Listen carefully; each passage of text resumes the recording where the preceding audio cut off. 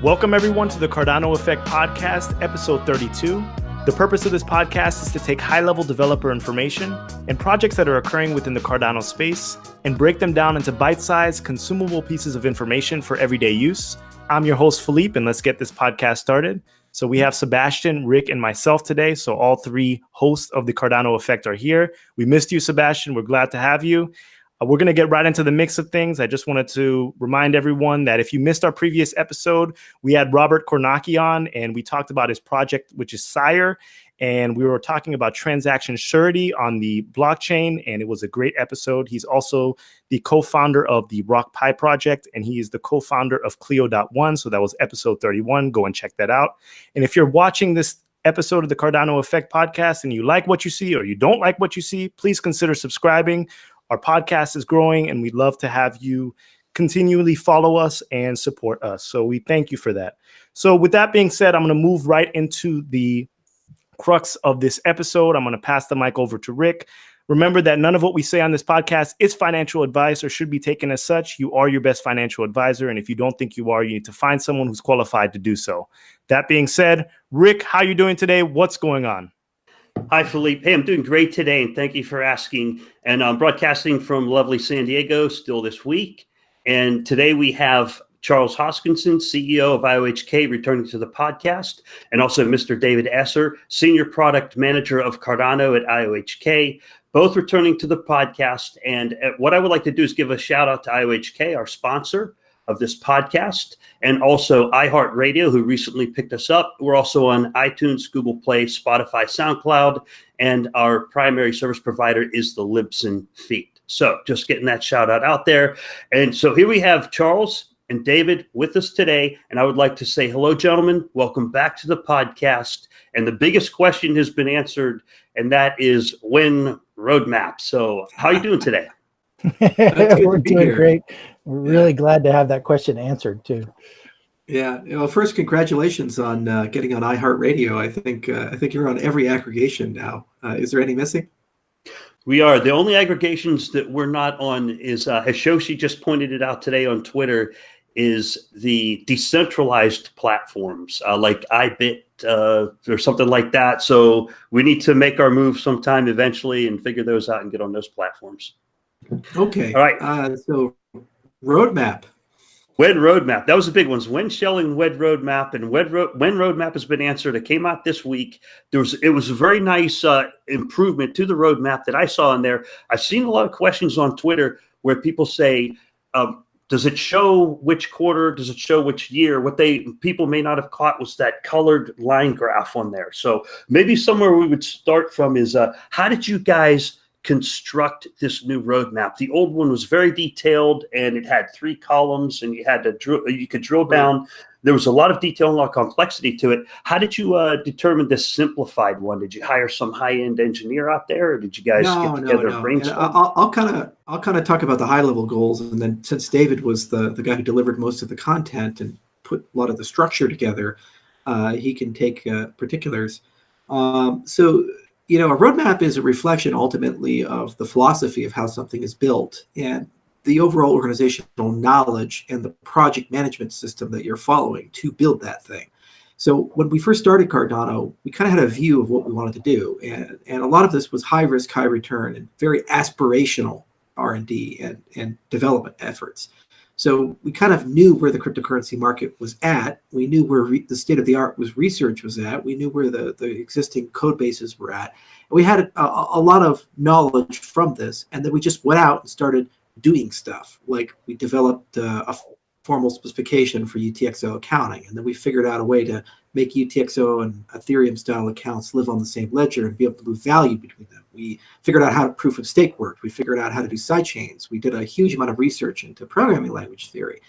And unfortunately, the old way of doing things was percentages and various quarters. And what ended up happening was that things that we thought were simple weren't as simple as we wanted them to be. Processes that we were following, particular engineers that we were working with, just didn't turn out to be the right fit for what we were trying to deliver. And so we had to, over time, make changes. And over time, we learned basically how to deliver something like this to market. So what ended up happening was that the old roadmap, compared to the project management, the product management, the actual product delivery process had gotten out of sync with each other to an extent where things like the percentages weren't so meaningful. And it was more like a waterfall process that we had prior. Now we're more agile. So we said, let's just take a big step back. And first, let's try to simplify everything, philosophically speaking. And let's break it down into eras. And in each and every one of them has kind of a reason to exist, and it does something. So the first obviously was Byron, and that's saying, let's release something. Let's build a community around that. Let's get infrastructure. Let's learn how to get on exchanges. Let's learn how to write good APIs. Let's learn how to work with third-party devices like other wallets, Ledger, these types of things. And in the process of doing that, we're basically learning the nuts and bolts of our industry and how to ship products within our industry in a safe and responsible way. And furthermore, how to work with people who do ship products and make sure that there's a standard user experience and quality amongst that entire setup. And then we call that the Byron era. And it's a very successful component. So part of a good roadmap is closing that out and explaining what did we accomplish and what was gained from that investment of time, effort, and money.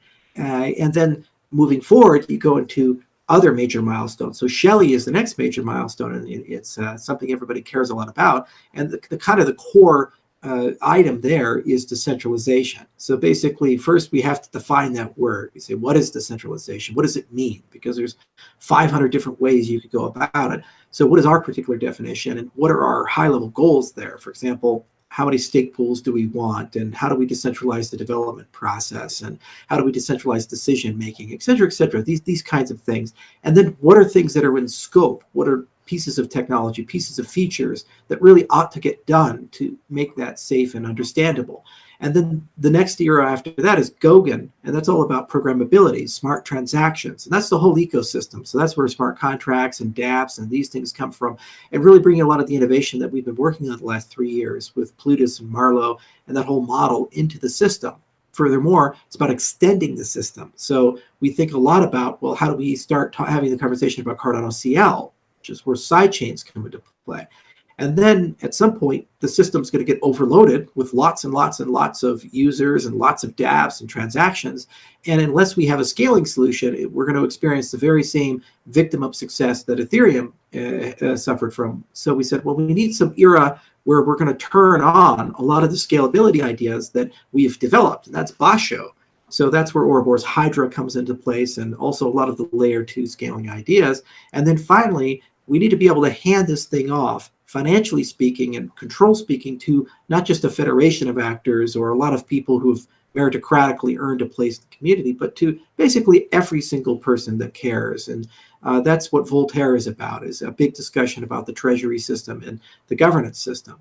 So the way that we try to structure this roadmap is to say that these are not necessarily linear, where you do one and you go to the next one and the next one. These things kind of sit on top of each other and they stagger. So, the Byron is nearly done and we're kind of leaving that era. So that's closed out. But Shelley is going to keep going because the goal there is decentralization. And when is that done? Well, there's lots to do there. And even if you accomplish a little bit, you still always have something more to think about, something more to do. And then decentralization changes when you change the underlying consensus mechanism. So when you go from a single shard replicated system like Ouroboros Genesis to Ouroboros Hydra, you could end up having tens of thousands or hundreds of thousands of people indirectly or directly participating in consensus.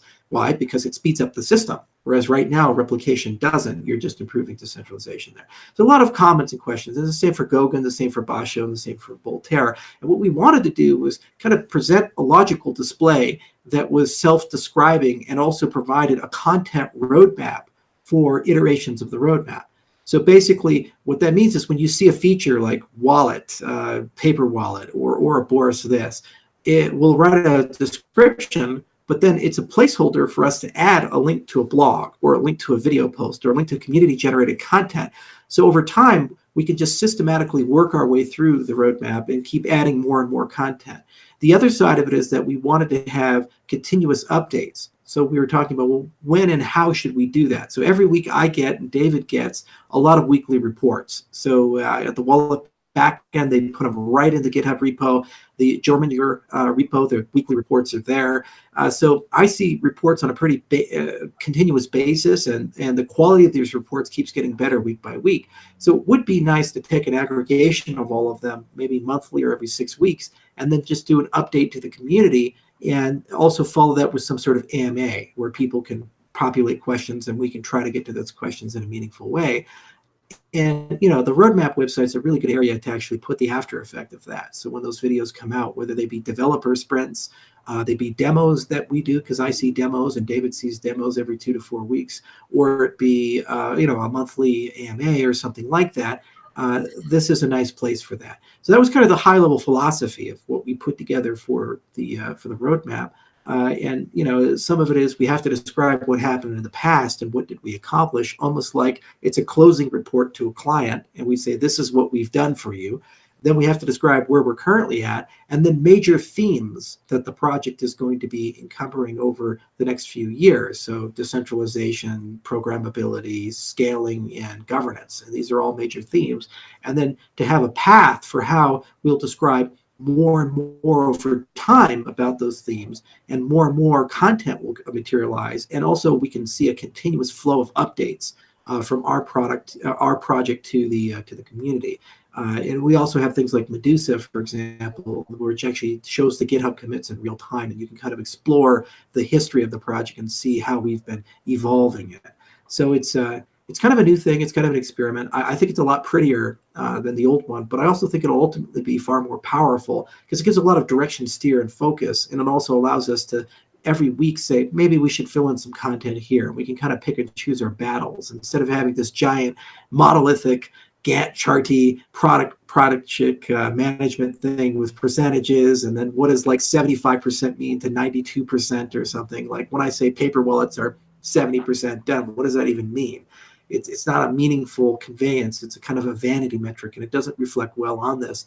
Instead, we can say, well, what is the target? Where's our goal? And then we can link it to status updates, link it to weekly reports, link it to content, and then people can kind of understand where that's from, and they can understand how it fits in relation to kind of the 4 remaining things that we have to do in the project. So I'll hand it off to David, and he can get into particulars about different things that he came up with while writing the roadmap. Yeah, thank you, Charles. That was perfect. So it's a living document. As Charles says, we're going to keep adding to it. We're going to add detail not only about the individual functional elements, but a lot of detail about status as well. And so Charles mentioned as well, we want to move from providing status as percent complete, and I'm going to explain why in a minute, from that to something which is more concrete and frankly more accurate. And so we have the content there. I'm really happy you guys said it looks and feels simpler to you, because there's a fact is we put a lot more content in it. There's actually a lot more content about functionality, a lot more content about papers, research papers, and specifications, much more. And so that's part of what we wanted to accomplish with the design, which is provide you more, but not have that be cluttered and overwhelming. So I hope we accomplished that. That was what we were trying to do. There is a lot more about the functionality in there. And then beyond that, to give you more about where we are. And so as an example, Charles mentioned that on a regular basis internally now, we see development demos where we're seeing the status of what's currently built. Now, sometimes it's not a pretty GUI. Sometimes it's a command line interface and it's a lot of data showing on the screen, but what we're seeing is a real live demo of what's built, finished, done, and working. And so that really matters. That's really done. And what we'd like to do is on a regular basis, we're thinking every 4 to 6 weeks, we'll package those up and provide them and link to them from the roadmap site. And then along with that, every time we do that, I'll do an AMA video where I start out with an explanation, a description of what we've built in the meantime since we spoke with you last, and then answer any of the questions that the community has. And so along with that would be a roll-up status report, which is kind of a written version of that description of what was built in the meantime. And even more often, roll-up of the weekly reports that we're having so you can dig in. So we had some really interesting debates about it, and we've decided to go extreme, open, transparent on the status stuff. You're going to see what we've built. There isn't any way to be more transparent. There isn't any way to provide more information. That's reality. What you're able to demo is real. And so we have taken away the percent complete stuff. And so I think a few people are feeling that because, we haven't started releasing these videos. And so I feel the lack. And so it's useful to talk about from a software development perspective, why percent complete's hard and problematic. And so I've seen this over 20 years on many projects. What does done mean? Well, there's code complete done. You initially develop the code. That's a pretty common one. Well, but has it been checked by a peer? Has it been through a code review? Okay, well, that's another kind of done. Then there's done that's been merged into the branch that all the other code's on. Each of these, by the way, can uncover problems and require some additional work. So then there's merged into the branch. And so that's pretty darn done. But what if it's a component that needs to be integrated with another component? And what if those are being built in parallel? Certainly you've designed them to fit together, but when you integrate two components, you often discover some things, right? So now you've integrated and you are working on integrating them, and potentially some small percentage of things need to change. Well, so now you've opening up that component again. So was it really done? Because you said it was done.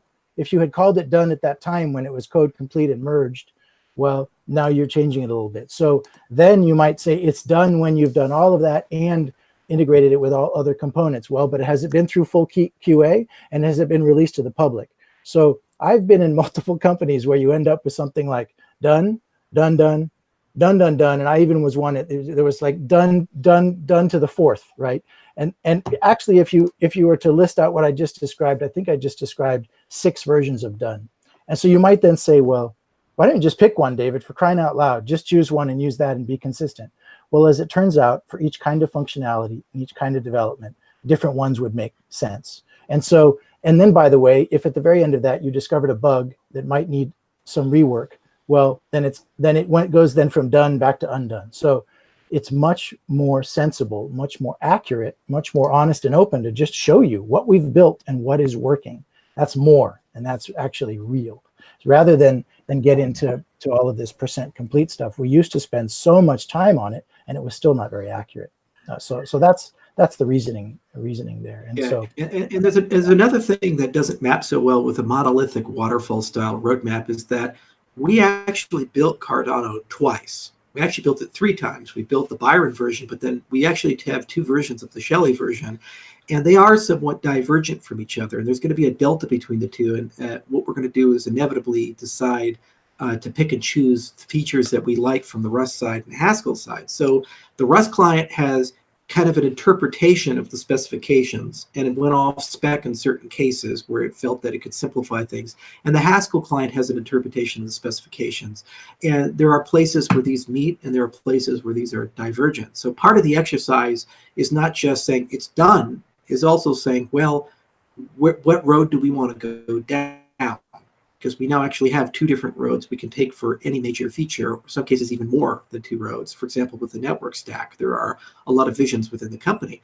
And that's going to be a fun conversation, but it's actually to the benefit of the Cardano ecosystem, because we now can kind of have a great conversation about trade-offs, and a great conversation about time to market, and a great conversation about maintainability and how these things will change over the next 12, 24 months. Most of the time, you just hire an opinionated team. They go do their best job. They build something, and you kind of roll the dice and hope what they've built is secure and hope what they've built works.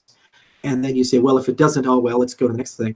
We've taken the time to do the science, to do the formal specs, and now we actually have different implementation views of the same thing. This was partly done as an experiment, because I did want some internal competition so that we didn't develop a monoculture and just move in a very slow way. Monopolies tend not to give you good service if they're the only show in town. Whether you want to move quickly or not, it is what it is. But second, I also really actually wanted to have a little bit of creative freedom, where I had developers say, well, maybe we could do things a little bit different, and then it spurs a great conversation about particular things. And we've already learned a lot along the way. For example, we noticed that in terms of accounting models, if you want to shard smart contracts, or if you want a really stateless functional system, UTXO is great.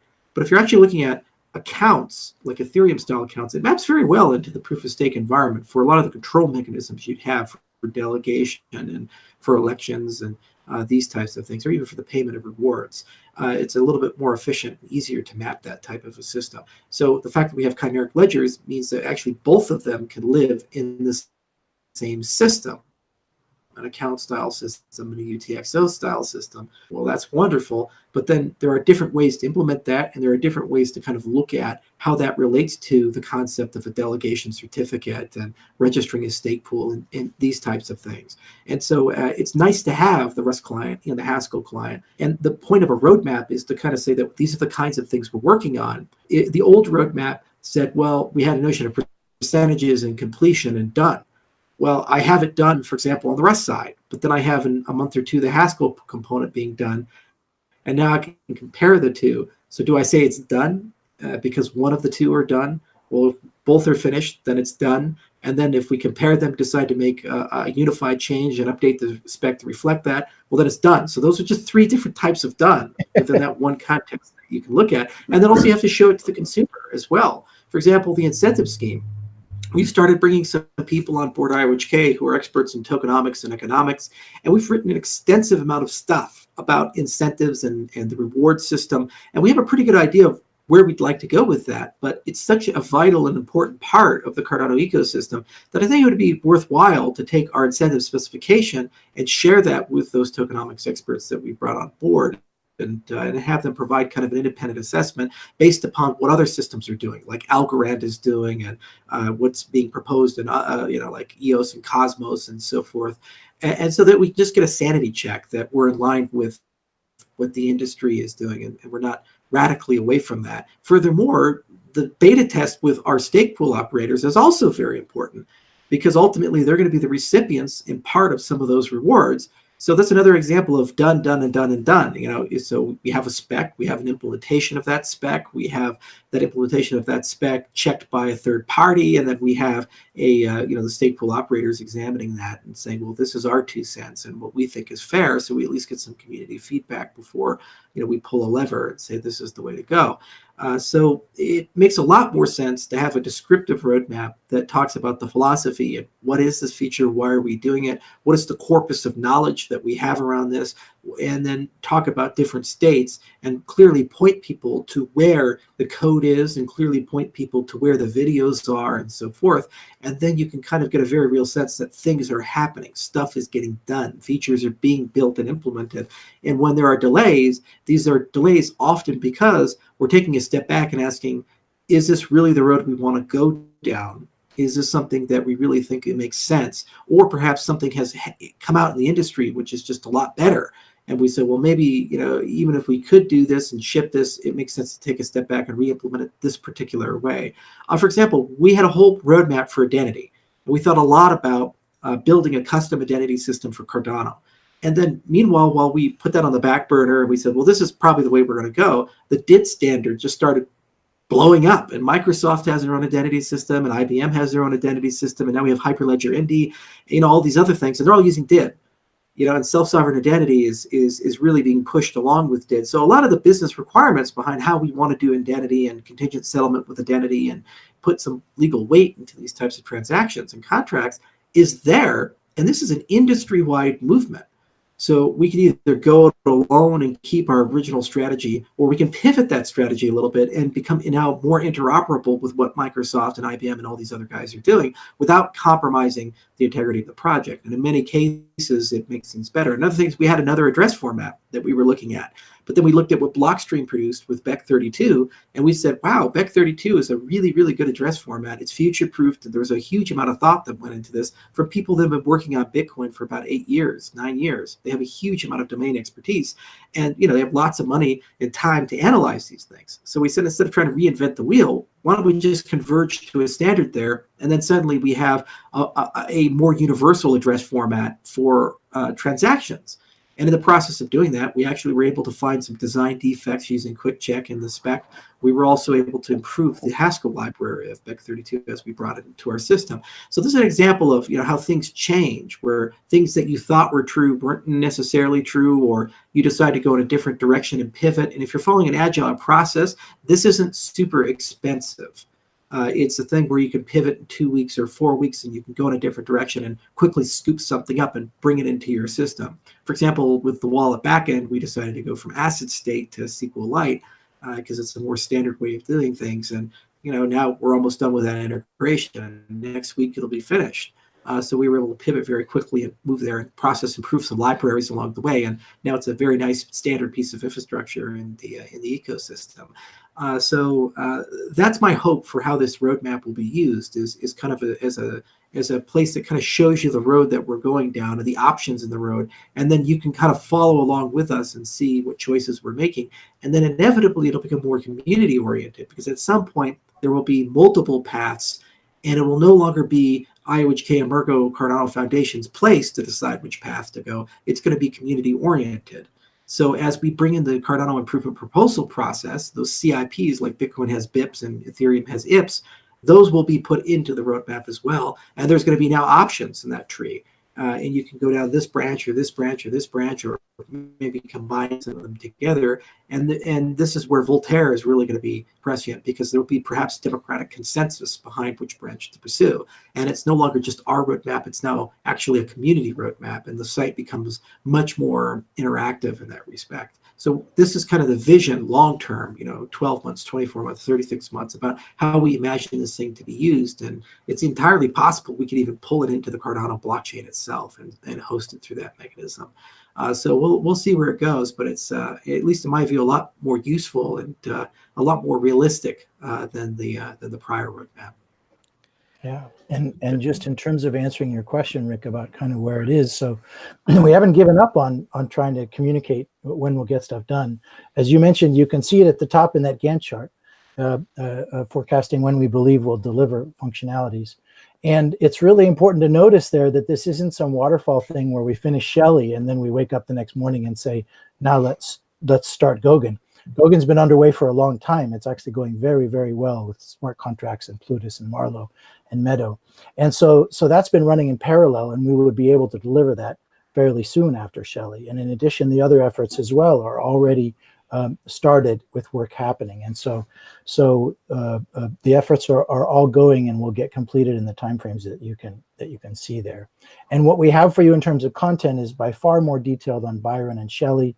We have just a intro on Goguen that'll be coming in coming weeks, along with Basho and Voltaire. And so we're being a little bit perfectionist about what's there, but we'll get it to you soon. And in addition, beyond that, right now it's in English, but we'll also be releasing it in Japanese, Korean, and Chinese over the coming weeks. And so those versions will come out as well. So we wanted to get it out there as soon as we can, as soon as it was useful, but more being added as we go. Yeah, that's fantastic that you're making all those changes to it. And as far as I'm concerned, it's done. I don't think Cardano will be done for like 50 years out into the future. Now, Basho, Goguen, and Voltaire will be done at some point, as laid out in the timeline there. But, as the community takes over in the out years and years from now, it'll continue to expand and grow. So there will be more growth on Cardano far beyond Voltaire in the future. Is that kind of what your expectation is? Yeah, definitely. I mean, we have visions for things many years into the future, and what we've built now supports those, right? Those functionalities can be grouped into themes for the future, and those can be collected, and those can be added there, and there would be community votes on whether or not to undertake those efforts and whether or not to take the product in that direction, and then those directions can be represented there in the roadmap. Yeah, another thing to point out is that we've gone through hell internally at IOHK for the last year, rewriting a lot of code. When we first released Byron, it really didn't meet my expectations of code quality and code flexibility. And some of the people that were working on that were perhaps a bit too junior, and we just made some mistakes there. So we tried very hard to kind of juggle a bunch of balls, where we'd have on one hand some people try to fix and upgrade and reduce the technical debt of what was in market, and then some people would focus on the new stuff. What did we learn and where are we going? And it was just really, really hard all throughout 2018, and it was something that was very painful. Along the way, the science kept evolving, and then we kept moving and realizing that while we could implement a protocol one way, it actually made sense to wait 2 or 3 months for Abelos and his team to come up with a better improved protocol, because it had something that made more sense. Like, for example, the lack of needs of checkpoints, a much faster way of doing random number generation, these types of things. So, there was kind of 2 sets of delays, some science delays, and then some delays related to just these 2 divergent code bases. And so after we finish this entire rewrite, which is coming to a close, adding new features is a heck of a lot easier. Like, literally, we can, in just a few weeks' time, build something, put it on the test net, and then boom, we can look at it, and if we really like it, bring it into Cardano fairly quickly. There's no longer going to be this, well, we have to rewrite everything from scratch and pay that huge price, and a year later we'll come back and then you'll have your feature. We'll be able to add this thing in short order. So what that means is that A, you get stuff faster, but B, it also means that it gives us the ability to diversify and ask what if. That's something that not a lot of cryptocurrency projects tend to do. What they do is they get dogmatically write these improvement proposals. There's a big political fight, and then once they finally reach a consensus, they say, okay, this is the way, let's go build it and put it in. But what if we just go ahead and deploy 3-4 alternative test nets to view different features and different designs and different ideas, different crypto, and let's just see what happens. And then now we can run that experiment real time, and the community can kind of decide which one of these flavors do you like. It also will make it easier for people to add code into our code base. It's incredibly important for the long-term viability of the project that what we've written and what we've built is truly an open source project. So it's not just something that we work on and we understand, and only if you talk to the oracles at IOHK can you learn how to add things to it. It's really important that an arbitrary developer who's interested, who's sufficiently skilled, can just look at the code without ever talking to us and actually build something reasonable. I mean, this is the standard that Ethereum brought into the space. With Ethereum Classic, when we built the Mantis client for them, we never once talked to the Ethereum Foundation or any of the Ethereum core developers.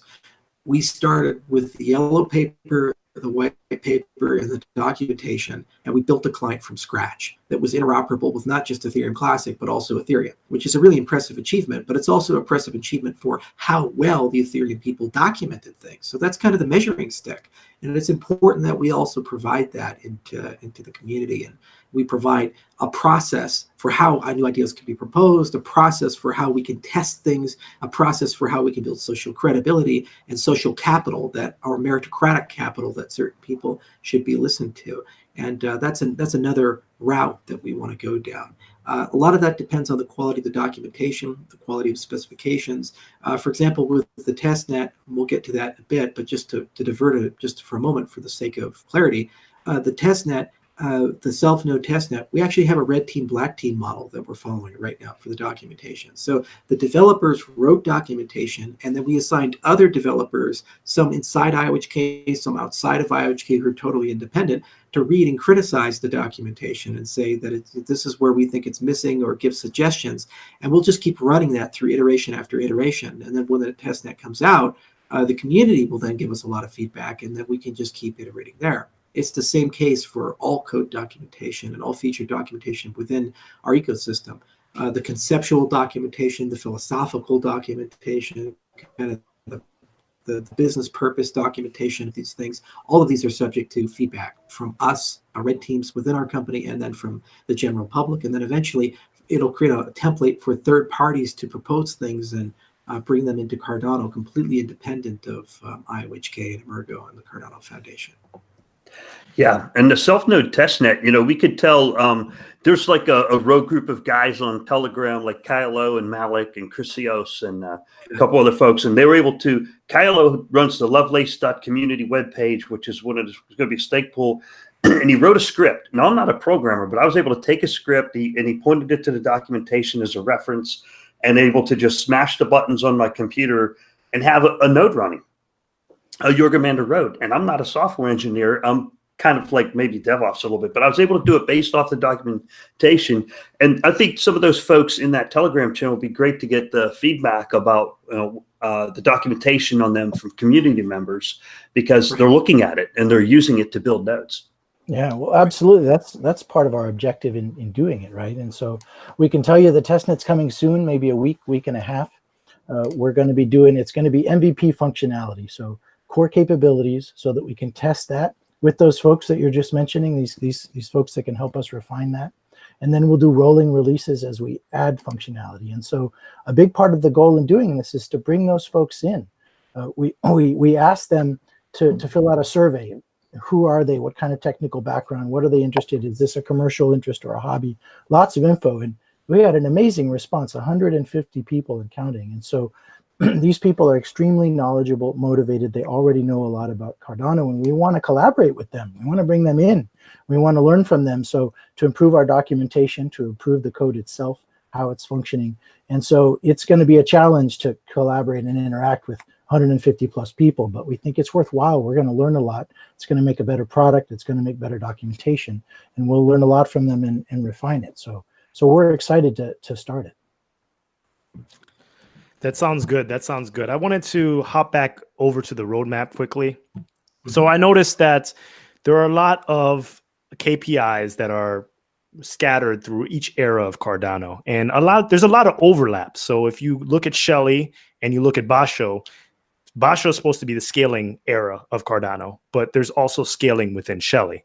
So is there overlap between both eras, or is this completely different? Because it seems like there's miniature scaling within each era, and then there's like that maximum scaling within one era. So is there overlap, or is this completely independent? Yeah. Scaling is not like Shambhala or Nirvana, some place that you reach and say I've scaled. It's not like I've reached the epitome of protocol design. The reality is that scaling is kind of a multivariate and a multi-stage process, and it's also contextual to the domain you're talking about, and it's also contextual to the use cases that you have.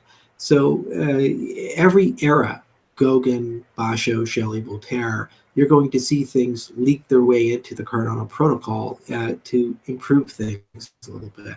Whether it be enhancements to the network stack, changes we make to the block architecture, changes we make to the consensus algorithm. And so Basho's primary focus are the big things. So that's where you go from a single shard to a multi-shard environment, and also start experimenting with layer 2 solutions, whether they be ephemeral off-chain computation like MPC circuits or networks like Lightning, which provide some value.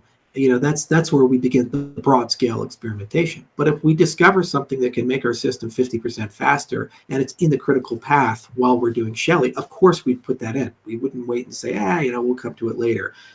It makes sense. It's not a major slowdown, and it allows us to make a better impression as people start entering and joining the system. There really does need to be kind of a baseline performance for a cryptocurrency these days for people to take it seriously. So that's performance in terms of how long it takes for a transaction to settle. That's performance in terms of how many transactions per second can you do. And it's important that Shelley and Gauguin have those characteristics so that people take it seriously, are willing to build things on top of it, and really push the network to its limitation while we are getting to the act of building Basho and pulling this whole thing together. So that's why you'll see these types of things. And furthermore, you're going to see decentralization things that we do during Voltaire and during Basho that we, you'd think would live in Shelley. That's why I said it's not linear. It's kind of like layers on top of each other, and these threads continue. There's even still kind of Byron efforts like more exchange listings to increase liquidity, things like improving the API, things like working with third-party integrators and getting more wallets to support the framework. That started in Byron, but that's not going to close off and end. We're going to keep doing that. And every so often, we may go back and considerably refine the experience. Like, for example, we've had an internal conversation about moving from REST APIs to kind of more of like a GraphQL style way of doing things, which could be a superset and allow you to reuse the old stuff, but give us a much more refined way of doing APIs. So there's little things like that we've been looking at. And the point of the roadmap is to kind of layer them on top of each other and give you a clear description of what are we doing, and then we'll just keep adding to it. But there are eras, Basho is over. We're now in the Shelley era, and eventually we'll be in the Gokun era. And that means the primary focus of the majority of the developers is this topic domain. So if we're doing 80-20, maybe 20% will be doing a little bit of other stuff, either prep work for future things or refining some old business. But the bulk of our resources and effort is in this particular focus area, whether that be decentralization or smart contracts or scalability. Charles, you also mentioned that there are certain key factors that people consider when they're using a particular blockchain. So you mentioned TPS and you mentioned settlement time. These things are very important. So is the design of the roadmap, is it specific to certain institutions or certain people in the game that are going to use Cardano in the future? Is that how you molded the product, as like your sort of capability statement towards them? Or is it more of the investor now, and there might be a switch or a convergence in the future? Or is it vice versa? I'm not sure if I articulated it correctly.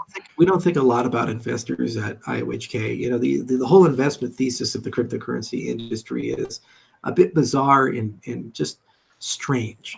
Things go up for no reason, things collapse for no reason. Like, I can't for the life of me understand how Bitcoin SV just went to the moon, the last month. It's just like, okay, because a vanity copyright was awarded. I mean, that's the only external thing that I can see. It looks more like market manipulation.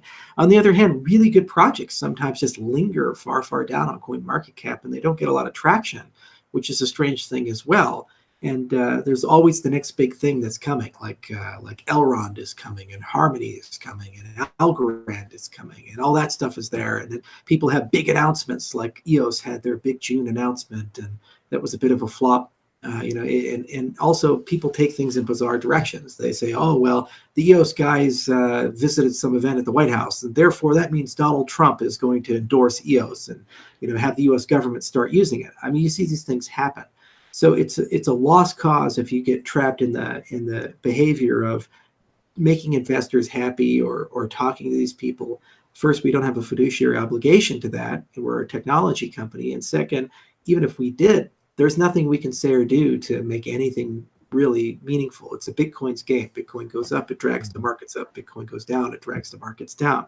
Furthermore, you end up looking like Justin Sun, and you spend like $4 million, $5 million to go have lunch with Warren Buffett. I think he's out of ideas at this point. I've met the guy many times, and it's just crazy to see what they have to do to keep that hype machine going. It's almost like you're a shock jock, and after you've said all the crazy stuff, you're looking for progressively more insane things to do to keep the same shock value for your audience. So that group we don't think too much about. The other stakeholder analysis we do, we say, look, first there's a group of people that just want to know, what is Cardano, where is it going? And so there needs to be a funnel to capture these people and take them on a narrative journey of, why are we doing what we're doing? What is our philosophy? What techniques we are, and where are we going? And then why are we credible to do that as an ecosystem? So that's kind of your hero's journey of Cardano for the general public. And then there's particular demographics like the stake pool operators, demographics like the exchanges and infrastructure providers, demographics like the smart contract developers, or demographics like the scientists. For example, a huge constituency of ours is the academic community and the functional programming community. And we are not a passive participant in these ecosystems where we take research and implement it. We're actively writing papers. Ouroboros has been cited more than 250 times. That's a very rare paper to write that with that much impact, and we're preparing it for journal publication. So it means that we'd like those constituencies to see where we're going, because they'll come to us and say, by the way, I'm doing research in this area. We'd love to collaborate and write a paper with you. The same for the functional programming space, where we're not just a passive citizen using libraries. We're actually making Haskell better. For example, we're working on Haskell to JavaScript. So we actually hired the guy who created GHC.js, and we're making that considerably improved. So you have a good development experience there. We're working with Tweak to help build out Haskell to WebAssembly, so you can get Haskell to work on the web browser. So there's a lot of things there that we're contributing and doing. And so it's important in that roadmap, not just to say, hey, dApp developers come build stuff, and hey, people who are interested in cryptocurrencies come build stuff. It's really important to also mention to the scientists, the functional programmers, people in the open source software community, that the existence of this project is a synergistic good citizen. its mere existence makes everything around it, everything it touches, better. If we integrate a library, we're going to seriously test it. Like, for example, Beck32, we threw quick check and all these other things at it, and we discovered design defects and bugs and all kinds of things in a code that we didn't write in a specification we didn't design. And then we went to the authors of it and we said, hey, look, we found all these issues with it. And they said, wow, that's great, we'll fix it. Or we'll at least put a disclaimer on certain things that can't be fixed. And now it's in their repo as much as it is ours. So the roadmap is another important tool for that constituency. And I think that's an under-focused part of the cryptocurrency space. We're also competitive, and everybody's in this win-lose mindset that we just tend to think whatever EOS does, or IOTA does, and that's it. It's static, it's siloed, and either I hate it or I love it, or I like a collection of them, but I hate everything else. And that's really a tragic thing. Some days we wake up, we're friends, and some days we wake up, we're enemies. That's a mature space. Look at Apple and Samsung. They sue each other all the time. They're at each other's throats all the time. And every single iPhone that's deployed uses Samsung memory. So some part of Samsung gets to see the iPhone well before any of us do, and some part of Samsung is trying to figure out what the iPhone looks like so they can compete with it within the same company. And that's what we need to aspire to do as an industry. And things like good roadmaps help you get there, because your competing projects can look at and say, we have synergies with what you're doing, and we would like to collaborate with you on those particular synergies, even though we're competing on the overall market share. Yeah, thanks for that complex explanation there, Charles. And hey, I'd like to bring Sebastian in. I haven't talked to you in a while, Sebastian. Can you translate a little something for me? Charles mentioned something about a Haskell to JavaScript language. How does that help me buy a Lambo? Right. So I had to throw that in there. yeah, so one of the biggest problems you can think of for Daedalus, right, is how do you connect Daedalus with the rest of the code base, right? And so whenever you launch Daedalus, you'll see like a message says like, connecting to Node. And for some users, that hasn't worked out that well. And so how do you kind of resolve these situations? You can think of the same thing with Plutus, where you can imagine, you're running Plutus on your machine. How do you connect that to a website, to a wallet, this kind of information? How do you embed an application into another one? One of the easiest ways to do that in the industry is JavaScript and WebAssembly right now, right? And it basically allows you to take one program and easily embed it into another, right? And that's kind of one of the things that's allowed Yoroi to work so well, because we've been able to take the Rust code base and embed it into our application, as opposed to Daedalus, which has to connect.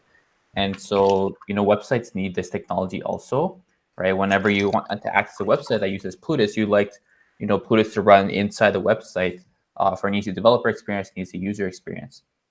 And so the Rust ecosystem has had that capability for a while, but IOHK is helping the Haskell ecosystem also gain that capability.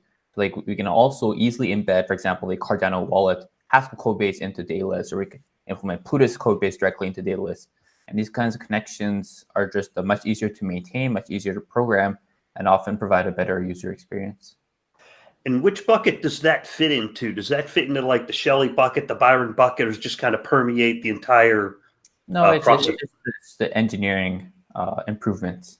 But it does fit into all of them in a certain sense, because it gives you more options how you look at things. So it fits into the Goguen bucket because it means that our off-chain code can now run in the browser, or can run as a node package or something like that, whereas previously you had less options, and it helps you be on more systems and be interoperable with mobile experiences and so forth. But then it also fits into the Byron era, because you're saying, hey, if you're building a wallet, instead of just having a Rust code base, now you can use a Haskell code base for your backend. So, you can decide which one you want to use. So you have more options, and then it's just a question of which one is more feature complete for you. And then, it fits into decentralization, because it gives us different platforms that we can now deploy, things like stake pools and things like delegation centers and so forth, so we can capture more users and get more people staking and get more people running the system. It's actually a big question of how hard is it going to be to get Cardano to run on low power devices like Raspberry Pis or Rock Pis. Marcus has done some phenomenal work there, and so the more tool chains, the more backends, the more things that you can use with this, the more options you have in that pursuit of getting something to run on low-powered metal, which means you now have brought the price point of admission down for more people. Furthermore, it also allows you to have discussions about low-powered trusted hardware devices. Like, for example, if you look at the Rust code base, we have something called Secure Enclave. And we've been pulling that code into its own little thing, specifically because we're going to start running experiments of compiling that code to run in trusted modules, for example, on Intel SGX or Zimbit or other devices. And the point of that is that then we can get additional security for free. We're just compiling it, running it in a different place, and we've architected things so that that's kind of a black box to the program. But instead of it running on your regular desktop, your regular operating system, now it's running in a secure operating system. And so it's like having a trusted hardware device built into your MacBook or built into your Windows computer or to your laptop. And you get it just for free. It's just an added value. Plus, you can enhance the security of the system. For example, you can use the module to do key erasure for the key evolving signatures or so forth. So you get an additional guarantee that these types of things have been done. So every time you make these decisions, they tend to permeate different parts of the roadmap. And that's an example of just writing good code and thinking around the problem. And this is just under-resourced. This is underappreciated in our industry. We just fork stuff or take stuff and we play around with it. We say, well, that's as good as it's going to be. What we do at IOHK is we start with the philosophy, and then we say what tools are best for this philosophy. And then what we do is we open those tools up and make them useful for more and more systems so that we can not trade off all the gains that we've had in terms of correctness or efficiency or in terms of security. We can keep all of that, but now we can get have our cake and eat it too. We can have it on different platforms and make it easier for developers to work with it. The fundamental principle there is that if we build a useful product that is powerful, that is easy to build on, then people will build applications on it, and there will then be a lot of transactions on it.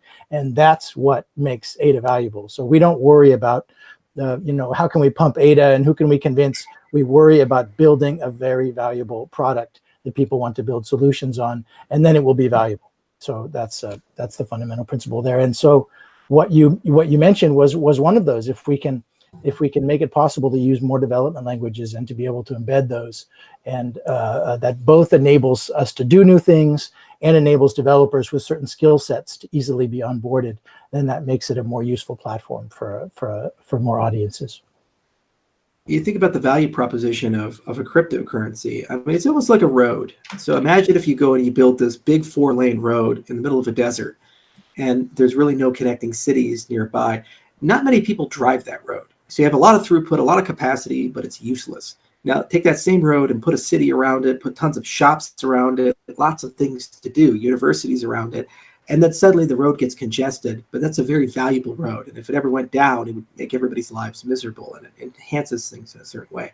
So infrastructure is like that. Infrastructure is directly proportional to the uses of the infrastructure and how people are using the infrastructure, and also the path and planning for growth of that infrastructure and the upgradability of that infrastructure.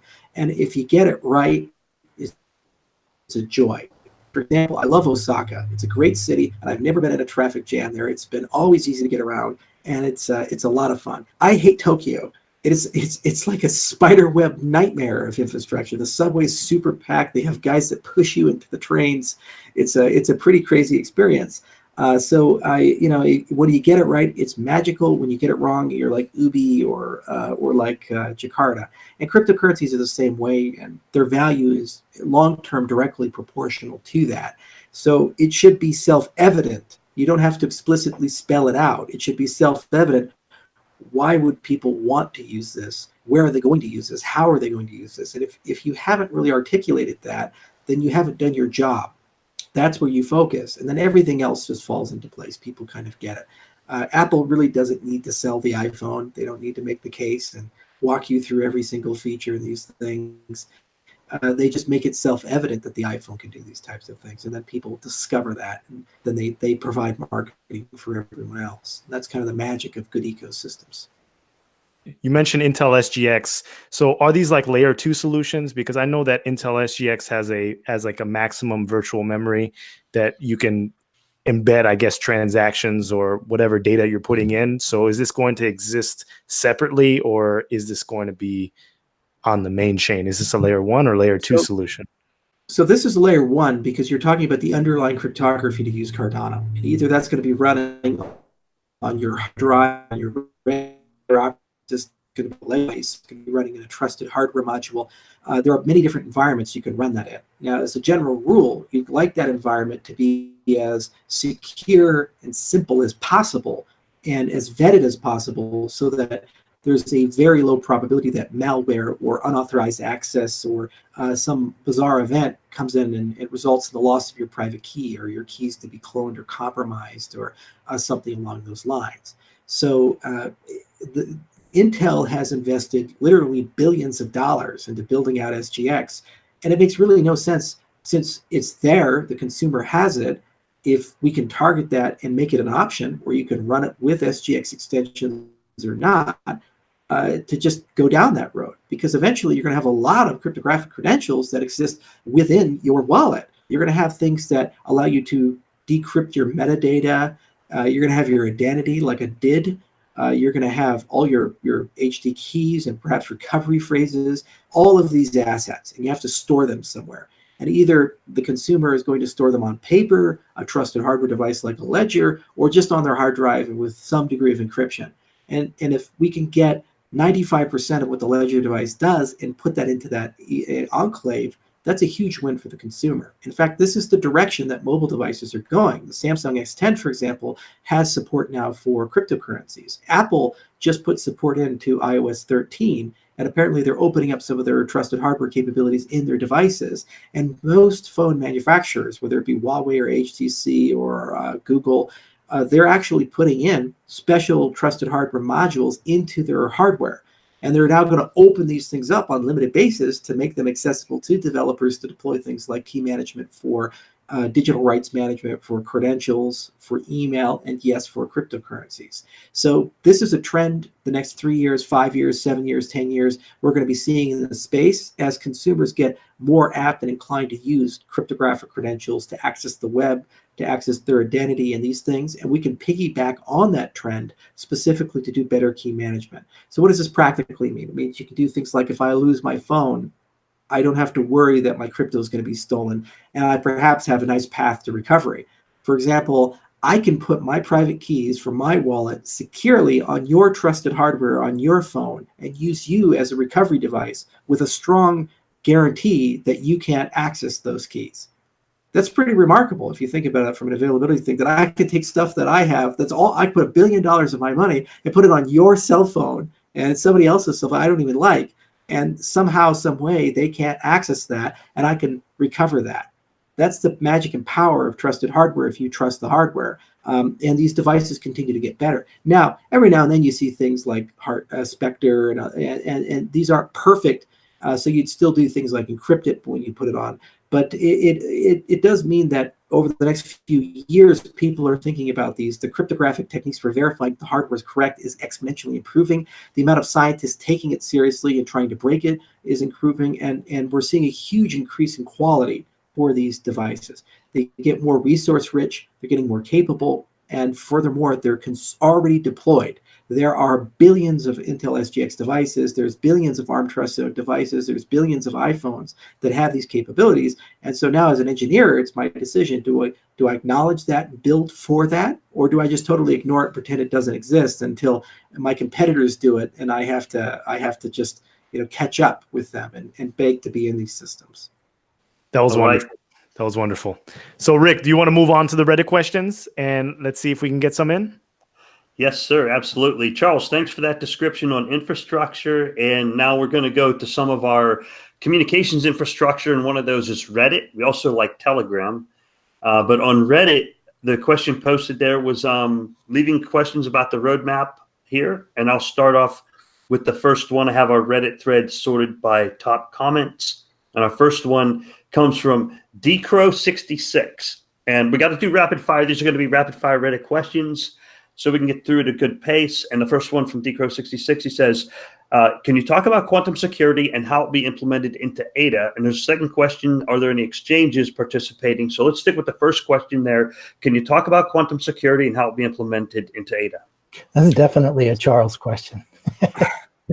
So quantum computers are kind of these scary things that everybody looks at. Oh God, quantum computers, as soon as they come out, everything comes to an end. It's going to kill my dog and burn my house down. And, it's going to be road warrior and, Mad Max, and the doofoyer will be playing with a flaming guitar. This is the canonical view when we hear the dangers of quantum computing. The reality is that these things creep up in matters of decades, not in matters of weeks or months, and we can kind of see the state of that entire industry from what IBM and Google, Microsoft, and others prominent quantum computing groups are doing. In fact, the best conference I personally attend is crypto for these things. And it's usually in Santa Barbara. Actually, I think it's always been there. And the guy who's in charge of Google's quantum computing group is a professor at UCSB. So he tends to do a presentation at crypto and say, this is the latest and greatest of quantum computers and what we can do, what we can't do. So the general consensus right now within the cryptographic community and within the computing world is that quantum computers probably will exist, and that they probably will at some point within the next 10 or 20 years get powerful enough to become a threat to traditional crypto like RSA and elliptic curve and these types of things because of the way these computers work. So what does that mean? It means today there is a big effort from NIST to start standardizing post-quantum crypto. So we're starting to ask questions like, what can a quantum adversary do? And based upon those attacks, what type of crypto will I need to bring into the space? So for example, you need better signature schemes. So there's hash-based crypto, lattice-based crypto, these types of things. And basically the long and the short is you're just changing the hardness assumptions, the mathematical properties, and going to slightly different math. And somehow, some way, we have a kind of a community consensus that this approach probably will give us a degree of resilience and resistance to a quantum computer. Now, that's just for the public-private key pairs. So the stuff behind how you spend your money. Okay. The problem is that a lot of these high-level crypto things that we do, like for example, zero-knowledge crypto or MPC, they do have buried within the assumptions things that would be broken if quantum computers existed. So those more sophisticated primitives only work right now with the old legacy crypto. So while we can harden things like checkpoints and securing your money, we may lose privacy, or we may have some trouble with the way we do the consensus protocol or random number generation if a quantum computer existed. So this is an open question, and it is something that requires more research. So what we've done at IOHK is kind of look at this in terms of a three-stage process. The first stage process is just to get history somewhat locked down in a way that would make it really difficult for a quantum computer to unwind things. So that's the idea of a quantum-resistant checkpoint that we do every so often. So we hired Peter Schwabe. He's an expert in this field, and we're writing a paper with him. And basically, he's designing a checkpoint mechanism that we can put in maybe at the end of every epoch.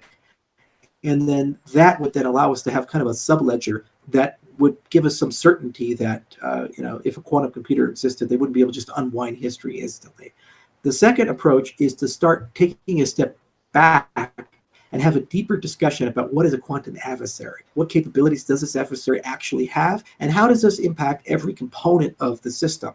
So how does it impact the consensus algorithm? How does it impact your money? How does it impact how we use hashes? Well, whatever it may be. What will that adversary be able to do? And then we have to kind of say, well, okay, if we wanted to harden or make ourselves resistant from that, what are the trade-offs? The problem with this newfangled crypto is it's a lot more sophisticated.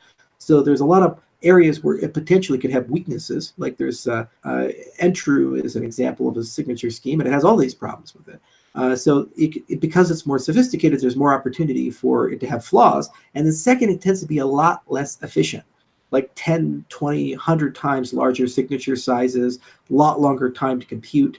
And when you're dealing with an environment like a blockchain where resources are quite scarce, it's a bitter pill to swallow to say that we should move the entire system to be immune to some magic quantum adversary if it means that everything's 100 times slower and we have a blockchain that's 100 times larger, and potentially we lose features, like we can no longer do zero-knowledge proofs or something with this type of a system.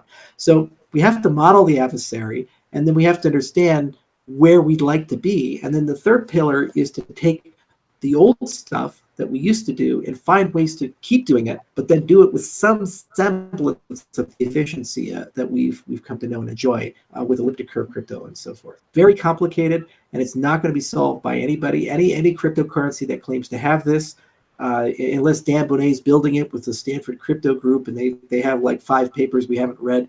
I would be very skeptical. But at the very least, in terms of the particular checkpointing, that's not super sophisticated, and it's actually a really good step forward.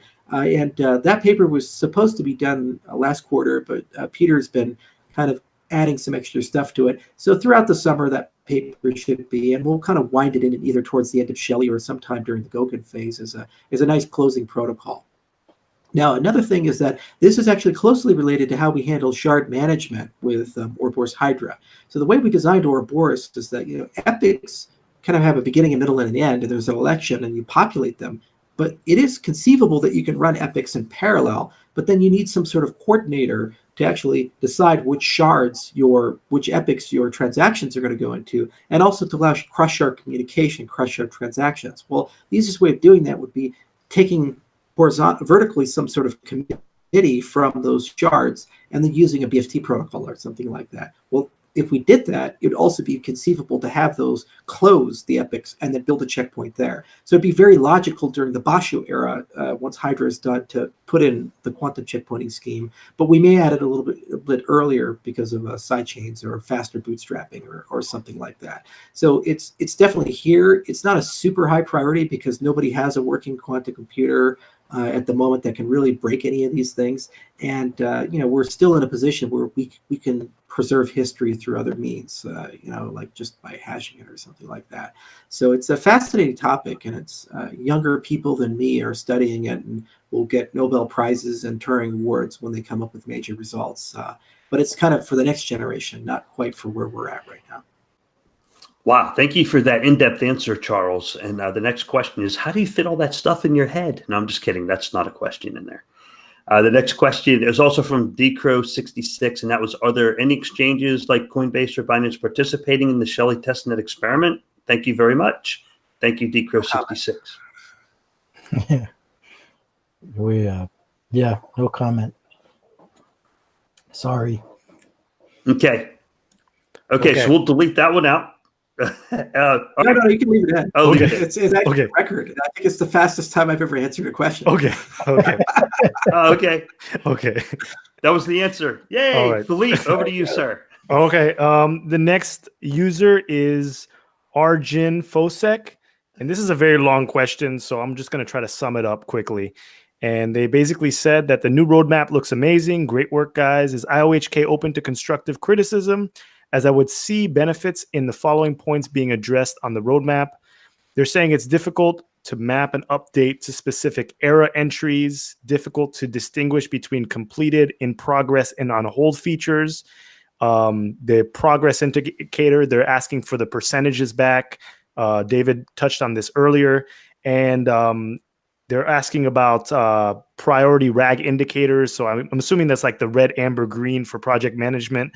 Are you going to have some sort of RAG indicators for each era to distinguish between high priority objectives and low priority objectives?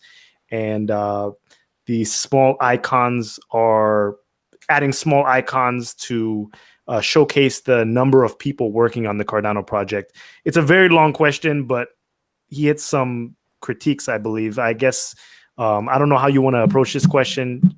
Maybe some things that may be changing in the future with the roadmap. Well, what I would say is we're always interested in constructive feedback. So the answer to the first question is absolutely yes, always. And I wrote down his points, and so we won't forget about them. I have some concern about each of them. And so we've already discussed why percentages are hard. I want to give more information and more detail, but in another way, which can be consistently accurate. And for the same reason that percentage complete is difficult, in progress is the same way. It gets finished and you find a bug, it's not finished anymore. So in progress goes back and forth, and then you have to have a conversation about why. We could discuss priorities, but that's also a little, it's either, at the moment it's kind of either in or out. It's part of scope or not. And so we're not really thinking about it as what might get thrown off the bottom. The items that are there are items we would like to be part of the scope. And the number of people shifts pretty often as progress happens on different components. And so that would be an example where, in an effort to provide more information, it would be inaccurate as often as it was inaccurate. So anyway, I wrote them down. I've described my concerns about them, but I won't forget them. They're not invalid questions. That sounds good. Thank you for the question. Next Reddit question. Rick, do you want to get it? Yeah, this is from Reddit user Lion Likes Cookies. I like that username. That's cool. Okay, and Lion Likes Cookies says, "Thanks for all the hard work, guys. The roadmap looks nice. David seems to be a good choice for destroyer of FUD." I like that too. I like that too. I like that. And I use so, that in my little finger voice. yeah. And so the question is, could you speak on fiat system interoperability? I'm interested in having a fiat support at the premium for Cardano contracts while crypto gains adoption. Are there crypto banks and payment processors in the works? That's really interesting. Yeah, this is the most difficult area. It's kind of the last mile of cryptocurrencies. This is our fiber optic problem, right? You have this thing. If only we had this, everything would be great. The internet would be perfect, right? It's the same situation with cryptocurrencies. We have this bridge where you can go from any cryptocurrency to another cryptocurrency with atomic cross-chain swaps or decentralized exchanges or fiat-free exchanges quite easily and securely and get great things like proof of solvency or strong security guarantees or whatever. But the minute that you actually want to go to the good old US dollar, that gap is pretty significant. It's so significant that I did things like work with Dan and create BitShares, and other people have done things like create Gemini coin and Tether, and even Facebook is creating their own coin.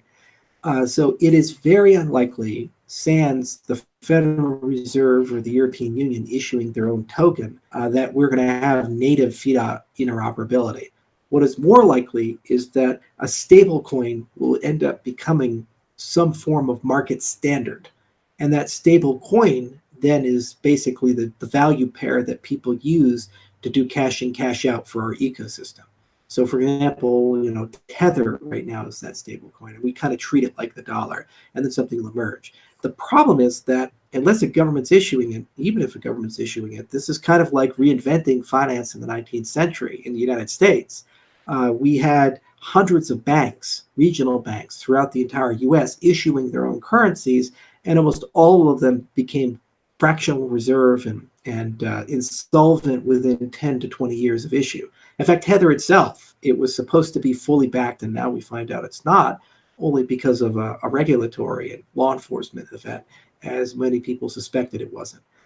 So the best we can do is just look at where these standards emerge, and then furthermore, if certain sovereignties, like for example Ethiopia or Uganda or Mongolia, are interested in issuing stable coins, we can get them into the Cardano ecosystem and become interoperable. And if those things become market standards, then we basically kind of have like a fiat bridge. Because what people are really saying in fiat is, I would like to be able to, like my bank account, store my wealth there because I don't want to speculate. I want stability there. And I'd also like to be able to use it as a means of exchange and be able to easily go and pay my phone bill and my rent and these other things with low fees and low friction. And I'd also like to use it for other things like lending and remittances. If you can't do these things, you don't have a very valuable currency. So while ADA is a component, like Bitcoin and Ether are components to that story, it's not the end of the story. You need a lot of other things that have to come in. One interesting topic is the algo stable coins, and this is an understudied area. We have things like MakerDAO, for example, but basically the idea of, can we even create a synthetic asset that actually holds its value? We tried to do that with BitShares, didn't work. And then Dan tried to do it again with the Steam dollar, and it didn't work so well. It just was too expensive to create these types of assets in those types of models. But if you can't do it as an algo, well, then you are now trusting a issuer or federation of issuers for that. And by definition, that's not a cryptocurrency. So you can be interoperable with it, but then you go from a decentralized, trust no one but the code world to I trust Bob's bank because they've issued this thing. And that's not what most people in the space have signed up for philosophically. So it is kind of a complicated area. Last point that I'll mention is the regulatory compliance. You guys may have noticed the FATF standards proposal, and a lot of legislation and a lot of policy group discussion in this area, but it's becoming increasingly likely that these types of assets, whether they be security tokens or asset-backed tokens like Tether, may require a KYC component, and they may require some form of compliance information to be embedded within the transaction itself. So there has to be some sort of way of reconciling the fact that you're going from an unregulated asset, unregulated system with no terms and conditions on transference to an asset that has restrictions on who can hold it and what type of compliance information and metadata needs to be embedded within the asset.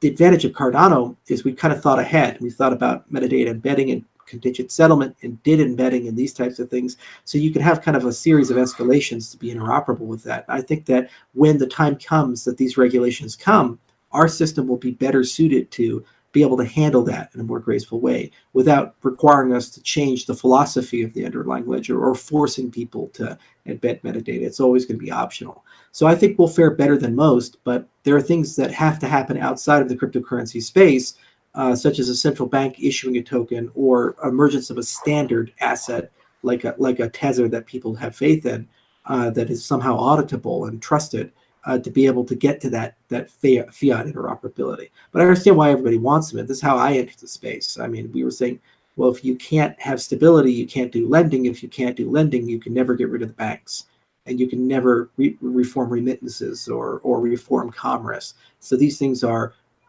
great value stores and speculative instruments and perhaps pricing mechanisms for a resource, but they aren't a replacement for the dollar until you get there. Well, thank you for that answer, Charles. And you also touched on some questions that are going to come up further down the line here. And also thank you, Reddit user Line Likes Cookies. Philippe, over to you, sir. All right. So the next user is Zezman. And Zezman says, can you explain the Basho phase of the roadmap? I think a lot of people are under the impression that with the release of Shelley, Cardano is ready. Users are staking and scaling isn't a consideration anymore. What does Basho do for Cardano in terms of scaling, and what does its implementation look like? Thanks for your time and keep up the good work. Yeah, so I'll start with themes, and then Charles, please jump in with some more details. So Basho is about scaling. We do think that even just with Shelley and Goguen, we'll have, I don't want to put numbers on the board, but we'll have some impressive performance numbers. But as Charles already said, that you don't ever stop. We'll never stop looking at scaling.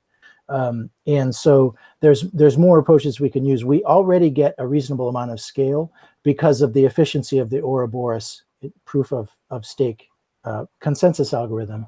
It is just naturally faster and more efficient, and so that helps a lot. But then on top of that, there's two kinds of scaling. And so one is, think of the checkout lines in the supermarket. You just add more checkouts, right? So now you've got more people going through, and so that's horizontal scaling. Vertical scaling is when you add something in place to make one single line go faster, and those are vertical solutions. An example of a vertical solution is Lightning Network, which is on Bitcoin, and other networks, including Cardano, is looking at adding. And so that allows for things to go faster through one checkout line. And so we'll be focused on both. We will be both doing our own original research and looking at our own original solutions, but also adopting the best thinking from the industry. This is not going to be a only invented here shop for those kind of things. There's a lot of really smart people working on those problems, and we'll be looking at what they're coming up with. Yeah, we wrote some papers on this already. For cross-share communication, it's really useful to have proofs that when you look at something coming from a foreign chain, whether it be a shard or it be an actual other blockchain, that you know what you're looking at is right, and you can validate that quickly. And that's the whole point of NEPA POWs and the point of proof-of-stake sidechains. And then we wrote another paper called Parallel Chains, where we had a kind of a discussion of the relationship between latency and throughput and how these things can be put into a kind of a trade-off profile. It's no longer the case where sharding is a greenfield, let's go do something and reinvent the wheel type of a deal. There are dozens of legitimate ideas and projects and peer-reviewed papers that already exist, in some cases already being implemented, that have very clear benefits, whether that be rapid chain or that be OmniLedger or these types of things. They exist, they're real, and it's not a question of can we do this. It's now more so of a question of what are we willing to give up to get there. For example, you would want to still preserve a lot of Byzantine resistance, but you really can't do better than a third the minute that you shard. In some cases, you go down to a quarter, depending upon the nature of the algorithm. So we immediately go from 50% down. And that's probably okay, especially if you have other mechanisms within your system that help bridge that gap. The other thing is that when you're dealing with shards, generally you do admit some sort of a coordination committee. So one of the properties you look for with shards is this concept of pairwise disjoint transactions. So what that means is that if you take something in shard A and something in shard B, then they should not have overlap, meaning that Alice's transaction is in both of those shards. They should be disjoint from each other. They're completely unique. The only way that happens in practice is if there's some sort of serializer, some sort of committee that has a God's eye view of everything, and it makes proactive decisions about which buckets get to do various things. It also helps you coordinate communication between these so that you don't have this enormous overhead. So how you build that has a lot to do ultimately with the throughput of the system, the censorship resistant properties of the system, and also it's an additional bucket you have to incentivize. And there's unique security and privacy implications with these types of systems. Finally, as David mentioned, there's things you can do off the chain. Vitalik is dumping money into Starkware as Intel Ventures and other big VC guys, because Eli Ben-Sasson and his guys are saying we can bundle lots of stuff together off chain with Starks, and you can only validate a little thing on chain, but then you have all this magic happening somewhere else, and we can get a more distributed system this way. And these are entirely reasonable approaches. So you have to not have a one-size-fits-all solution. Rather, what you do is you say, all right, what is the state-of-the-art the ecosystem has? And that's what we're basically going to put a flag in the ground with Ouroboros Hydra, where there'll be a boatload of citations and a boatload of discussion about competing papers, and we make our decision of where's that sweet spot for trade-offs. And the nice thing is the Ouroboros design is quite easy to shard if we want to do that. And we'll just put that down there. And there's already some pre-theory that we've done. We're just cleaning up a few of these old things, like we're getting Ouroboros polished for journal submission, and we're dealing with Chronos and Thos. Those are almost out. And then there's also spikes of dishonest majority. And once we get past that, then the very next thing is the sharding side of things. And that'll be done throughout the summer. But then after you put that flag in the ground, you say, this is the way we're going to do it. Then you have to say, okay, well, how do we want to make that checkout line faster?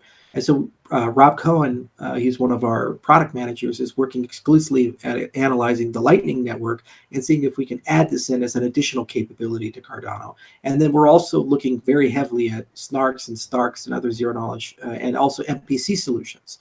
So we had a guy named Sandro, and he's a researcher out of Switzerland, and he's basically looking at the MPC space and seeing if there's something we can bring in. And Markov Kohlweiss has already published something called Sonic, but we have other zero-knowledge proofs that we're developing and other techniques we're developing. We're even implementing them. And we may be able to bring some of those techniques to do exactly what Eli Ben-Sasson is doing with Starkware for Cardano. So we're not picking a one-size-fits-all. Rather, we're saying, let's borrow as much as we can, because this is mostly a solved problem at this point, and everybody's kind of converging to the same collections of solutions.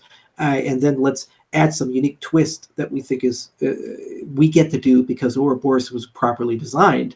And then let's clean up the mess a little bit. So let's make sure that we don't give up too much in the process of getting additional performance. So that's what Basho is all about. And it'll make the system very different.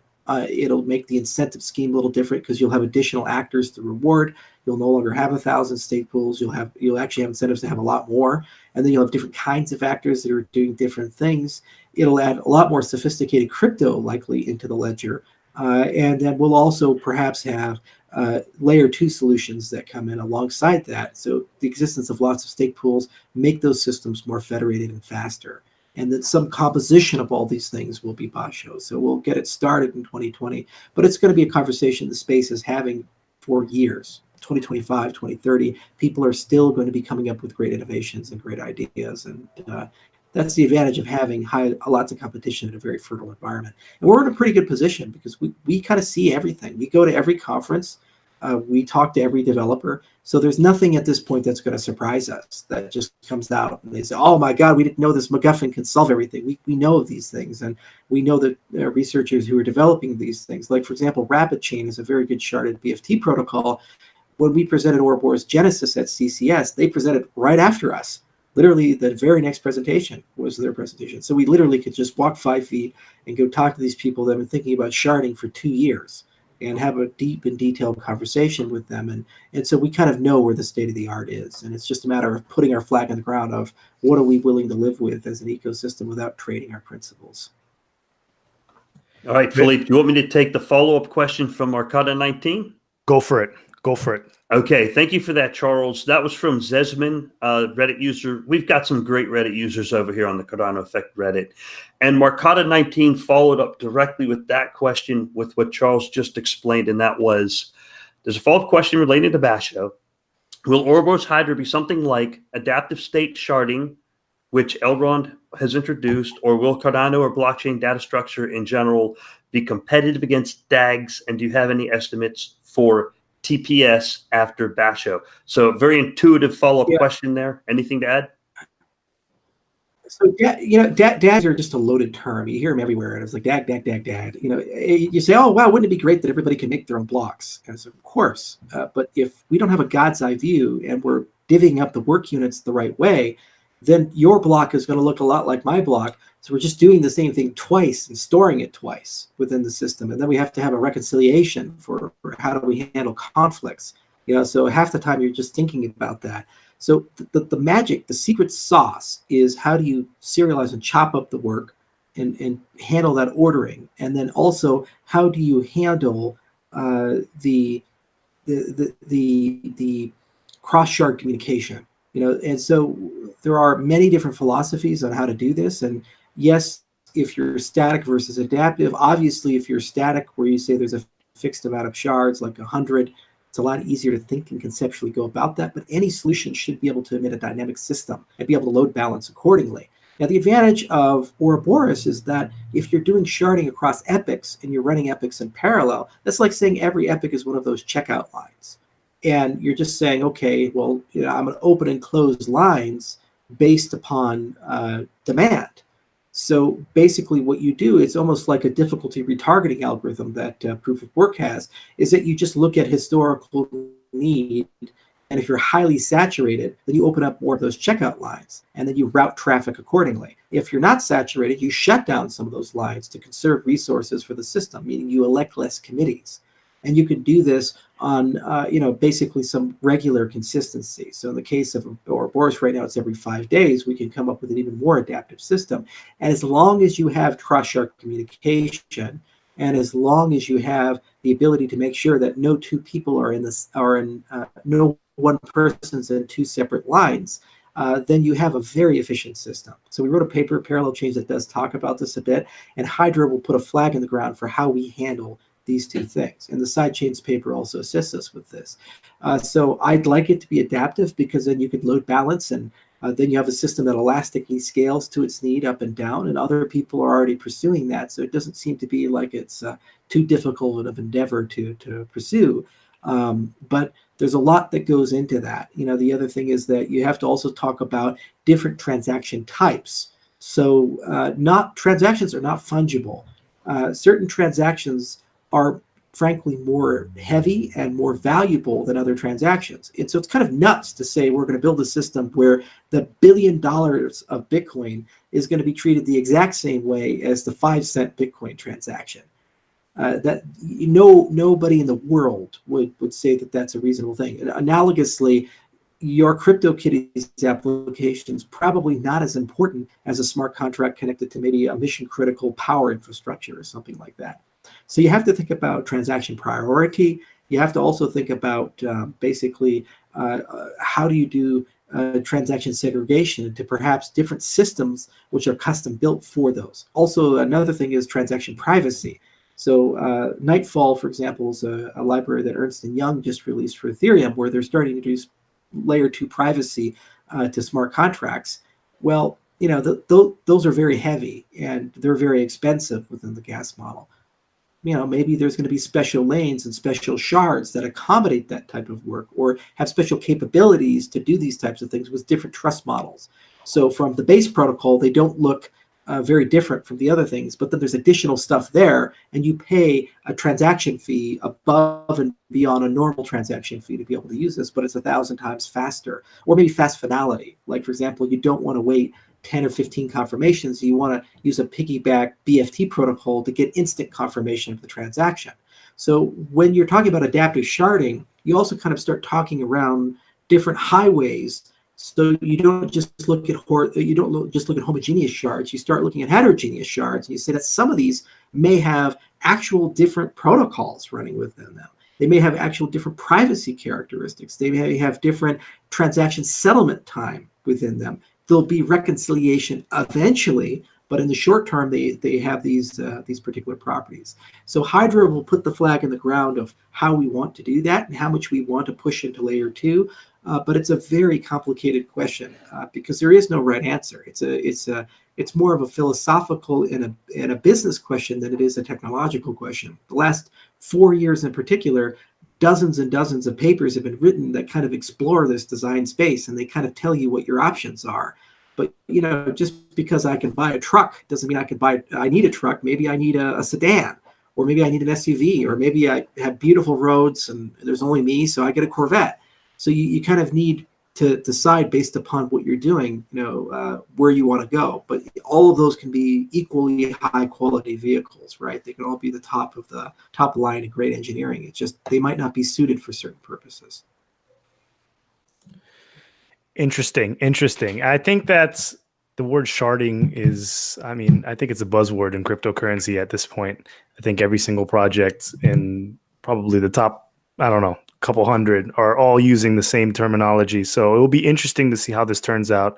And obviously research and writing papers trumps everything. And that's what's going to allow you to make sure that you implement the best protocols for your particular blockchain project. But moving forward, we have another question. Rick, we can move to the next question? Yeah, so the next one's from Trade Feeds. You can get that one. We got 14 questions left. How do you want to handle that? Speed round? Speed round? Yeah, we'll pick the... We'll have David do a speed round. Pick the best. David's much faster. Okay, pick the best ones. Rick, you want to do Trade Feeds question, or you want me to do it? Go for it. Okay, so Trade Feeds asks, is the Cardano blockchain going to have the functionality of Yella and KVM even without implementing them? Or are these going to be replaced with some other technology? Or are they just going to be postponed for the time being? Definitely going to toss that one to Charles. Yeah, Yella, God, that's a frustrating one, guys. That was one of those go big or go home, bets that we did. Anybody can do WebAssembly. If EOS can do it, anybody can do it. And anybody can do EVM. It's not hard. And so what we really wanted to do was go shoot for something that would have a very natural evolution, so that first, when we wanted to update the system, it would be super easy to update the system and not break all your tooling.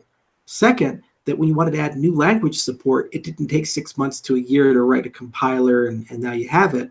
You just write a definition, and then boom, you have it, and semantics-based compilation takes care of everything. So it was probably the most sophisticated computer science and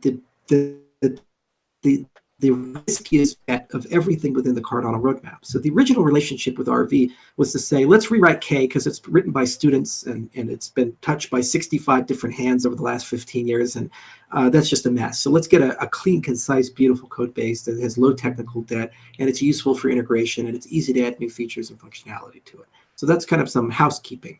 The second part was saying, okay, well, let's make the machine generated stuff fast, and let's see if we can close that delta so that we're in one order of magnitude of handwritten code, because it's 100 times to 1,000 times slower. And the third part was saying, well, this semantics-based compilation idea, this idea that I can have a K program and another K program, and I can just translate between them. So for a practical example, Sebastian will be able to write 10 Java programs, and we have semantics for Java, and then somehow they can just end up working on Yella, and he doesn't have to write a compiler or anything. It just magically works. It's like the power of math. All right. So let's demonstrate that SBC is fully automated for all language pairings that K provides. So we put a bunch of money, bunch of time, bunch of effort, and we got a lot of really good things out of that project. We wrote the first set of formal semantics for Ethereum. It's ironic that Vitalik, with all of his money and all of his engineers, didn't ever bother to formally specify the system that tens of billions of dollars is running on. So we did that with RV, and they did a great job there. Second, we designed a completely new virtual machine that was much more in line with best practices called Yella, and that was based on LLVM, designed by the people who created LLVM, because the department chair of UIUC was the guy who did that for Apple. So LLVM's been around for a long time, and it's much more standard. The tooling for that is much more understandable. And then C, we did a lot of work along the rewrite of the K framework, the SBC research, and the machine-generated stuff. The problem is that the velocity and the de-risking of that particular research thread did not fit into the 2020 window. The other thing was RENA. The de-risking and the velocity of the research we were doing there didn't fit into that 2020 timeframe. So first, that meant that that was not the best path for interoperability with Ethereum. There are easier, less risky, less expensive ways for us to get that into our ecosystem. B, it also meant that if we were to pursue this, it probably should be pursued with a longer time horizon and different funding sources. And we should probably bring a consortium to that. So there are projects like Elrond, for example, who are still carrying that thread. And we're actually going to look for Horizon 2020 grants from the European Union and other things that may map into that, perhaps even a DARPA project that could map into that and allow us to do that on a longer time horizon, 3 to 5 years. But K is still an amazing piece of technology, and there's a lot of magic there. And I have a huge amount of respect for Grigori Boshu and what he's done. He almost reminds me of Neil Koblitz in that he has this idea of a future for a field, and a lot of people took him seriously, but he ended up winning in the end. You know, the case of Neil, he said, hey, elliptic curve crypto is great. And it took years for people to take that seriously, even though it was 10 times faster and the proofs were 10 times smaller. I think you get like from 160-bit key, the same security as a 4K RSA key. So there was just this path that he was on, and he was very dogged about it, had the discipline to carry it through. And Grigori's been talking about the concepts behind K for more than 10 years, and he's written tons of papers, and he's trained tons of graduate students who have now gone into academia and have their own students, and they're at big universities like CMU and MIT and Stanford, and people are starting to catch on to this. So we'd like to continue doing something there, but it's a separate question from Ethereum interoperability. There, probably the best path forward would be maybe integrating eWASM when it's ready, or just putting the EVM into a side chain of our system and then allowing people to do that. Now, as a little side note, because of chimeric ledgers, it is actually possible to have the Ethereum smart contract model live within Cardano SL if we wanted it to.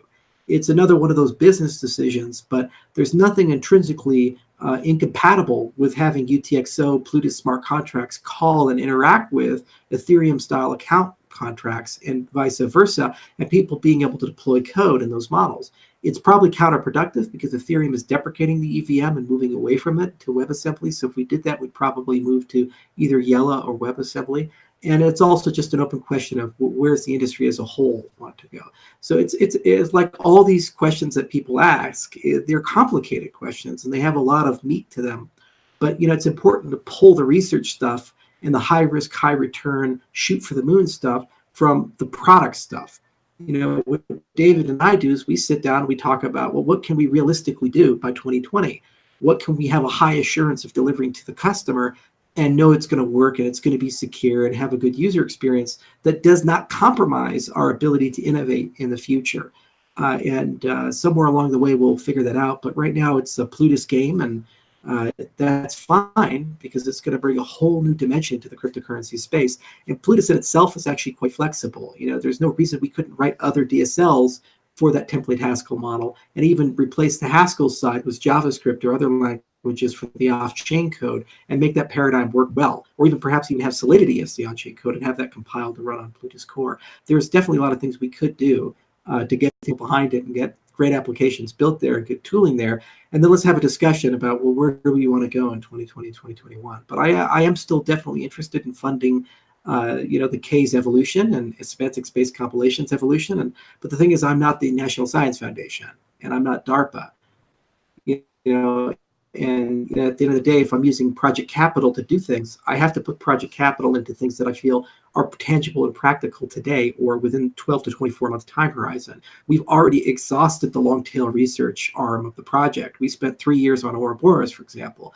It would be intractable for me to go look for a sharding solution on that thread that took another 3 years. I have to have one that I can publish this year and implement by the end of next year at the very most. And similarly, it's not really practical for me to go and do a science experiment for the next 3 years, 4 years, 5 years, and say, this is the path for how we're going to get Ethereum interoperability. There are much better, much faster ways to do that that may make more sense. So we still talk to RV. In fact, Grigori sent me an email last week, and we're actually now talking to the Elrond guys. We're going to set up a meeting with them to see what they've done with their GoK backend. And we're still very interested in the evolution of that technology. And I firmly believe that he's on a very good thread. And 10 or 15 years, that's going to turn into something that's going to revolutionize the entire programming language space. But this is just, the problem with being an entrepreneur and the problem with being product management. It's not the things you cancel that you don't like that define you. It's the things you cancel that you really love and you really want. And you really would just, to the core of your body, would rather have in your roadmap that define your products. And you have to be willing to have the courage to cut those things out for the sake of delivering the whole thing and coming back to them later on. Like Apple, for example, they really, really wanted to have sapphire glass for the display screens. And they chased that tiger for a long time. And they really wanted to have an under glass anywhere on the phone fingerprint reader for a long time. They chased that dragon for a while, but they just realized it wasn't going to be practical within a reasonable time horizon. And so they had cut it, and so this is where we're at. There are certain things that just won't make it into the 2020 roadmap, and that's definitely one of them, but it's a separate conversation from the Ethereum interoperability discussion. Yeah, and one thing I'd like to add to that, if I can, is that although IOHK was by far the primary funder of KVM, and as far as I know, the only funder of Yella, both these technologies are written in K, and the core funding for K itself as a tool is not just IOHK. Obviously, Runtime Verification is a company who's based around improving this K tool. And the benefit of having written KVM and Yella in K is that as runtime verification continues to improve the K ecosystem, we inherit all those benefits. So we can say, okay, maybe we're not here for now, but as runtime verification continues to work on K, we inherit it all for free. So it might be realistic to say in a few, I don't know, like the time horizon in a while, we inherit all those benefits and then becomes much more tractable to achieve this into the Cardano ecosystem. Right, and it just makes sense to say that you write the semantics once for a language, you just put those on the blockchain, everybody gets them, and then suddenly those programs now work in your system, and all the tooling is interoperable. And every time you update the core virtual machine, Yella, for example, you go to Yellow 2 or Yellow 3, you don't have to rewrite any infrastructure. It just all auto updates without any human participation. That's magic. And that's an enormous leap forward for all of computer science. It's like Turing Award level leap forward. And if it works, Grigori definitely deserves to have one. So you have to look at your commercial realities, and you also have to look at federations. And RV is an independent company. They get NSF funding. They get funding from other sources. I think Boeing is a client. And so they're going to continue doing their thing. And as they get richer, they're certainly going to make that technology better. And at some point, we will come back in and have a discussion about what is the best way to continue the research that we started. And we'll probably do that with a federation, and we'll probably do that with a longer time horizon. It's unfortunate that we couldn't get it into the 2020 roadmap. I really, really, really wanted it. And we spent a long time negotiating at the beginning of this year to try to find a way to make that fit within our budget, our time horizon. And we just couldn't get there. And that I actually had people fly out and talk to them, and I talked to them, and we worked really hard. And they flew out to Plutus Fest at the end of 2018 in December. We talked to them extensively. We got drunk together. We did everything humanly possible to try to make that work, but it just didn't quite get there. And that's just the way it is. So we'll figure out Ethereum interoperability. That's easy, and then we'll come back to K at some point. The other nice thing is that K's existence is causing other PL people to think about alternative ways to do what Grigori is doing. So there is kind of a convergence in the academic community towards this line of thought. and that's only going to continue over time, and the quality is going to improve, and the papers will continue, and at some point that technology will be ready for productization, and we can bring that into our ecosystem when that makes sense. All right. Thank you, Charles, Sebastian, and Reddit user Trade Feeds. Thank you all for that. The next question comes from Crypto Herbalist. And Crypto Herbalist asks, what are your thoughts on large companies like Facebook that are getting into the space? Do you consider them a threat to decentralized platforms? Well, David lives in the Valley. So, David, you should probably take your Valley-esque perspective, bring it to all of us. Sure. I'm not positive I have a Valley-esque perspective, but I'll offer mine. I think rising tide raises all boats at the moment in crypto and the decentralized platforms. More exposure. There's still a large number of people kind of waiting to see, deciding if crypto in general has credibility and is going to be a thing. We all believe it's going to be a big part of the future, but many people are still waiting. And so those kind of projects, they add to that. When you think about a large company, and many companies now are experimenting with small blockchain projects, sort of proof of concepts, and they want to learn how it could affect their business. But most of them are kind of waiting. They want to see multiple viable, sort of large mission critical enterprise class platforms that they could build on, so that not even just one, they want multiple, so that they can see this as a more mature industry. And they want the credibility of the onboarding and offboarding platforms that something like a Facebook or a federally supported currency like a stable coin like Charles was mentioning. So I see these things as helpful, and they drive the industry forward. Yeah, so basically they want to watch other people fail and then steal your developers. No, I'm just kidding. That's what they do sometimes. Yeah, that sounds like a Silicon Valley move to me. That sounds like something that would happen. Sorry. What did acqui-hire? Actually, it's kind of interesting that Silicon Valley isn't the leader of the cryptocurrency industry. They had an opportunity, but they didn't take it too seriously. And most of the major companies and most of the major innovation for cryptocurrency is actually done outside of Silicon Valley.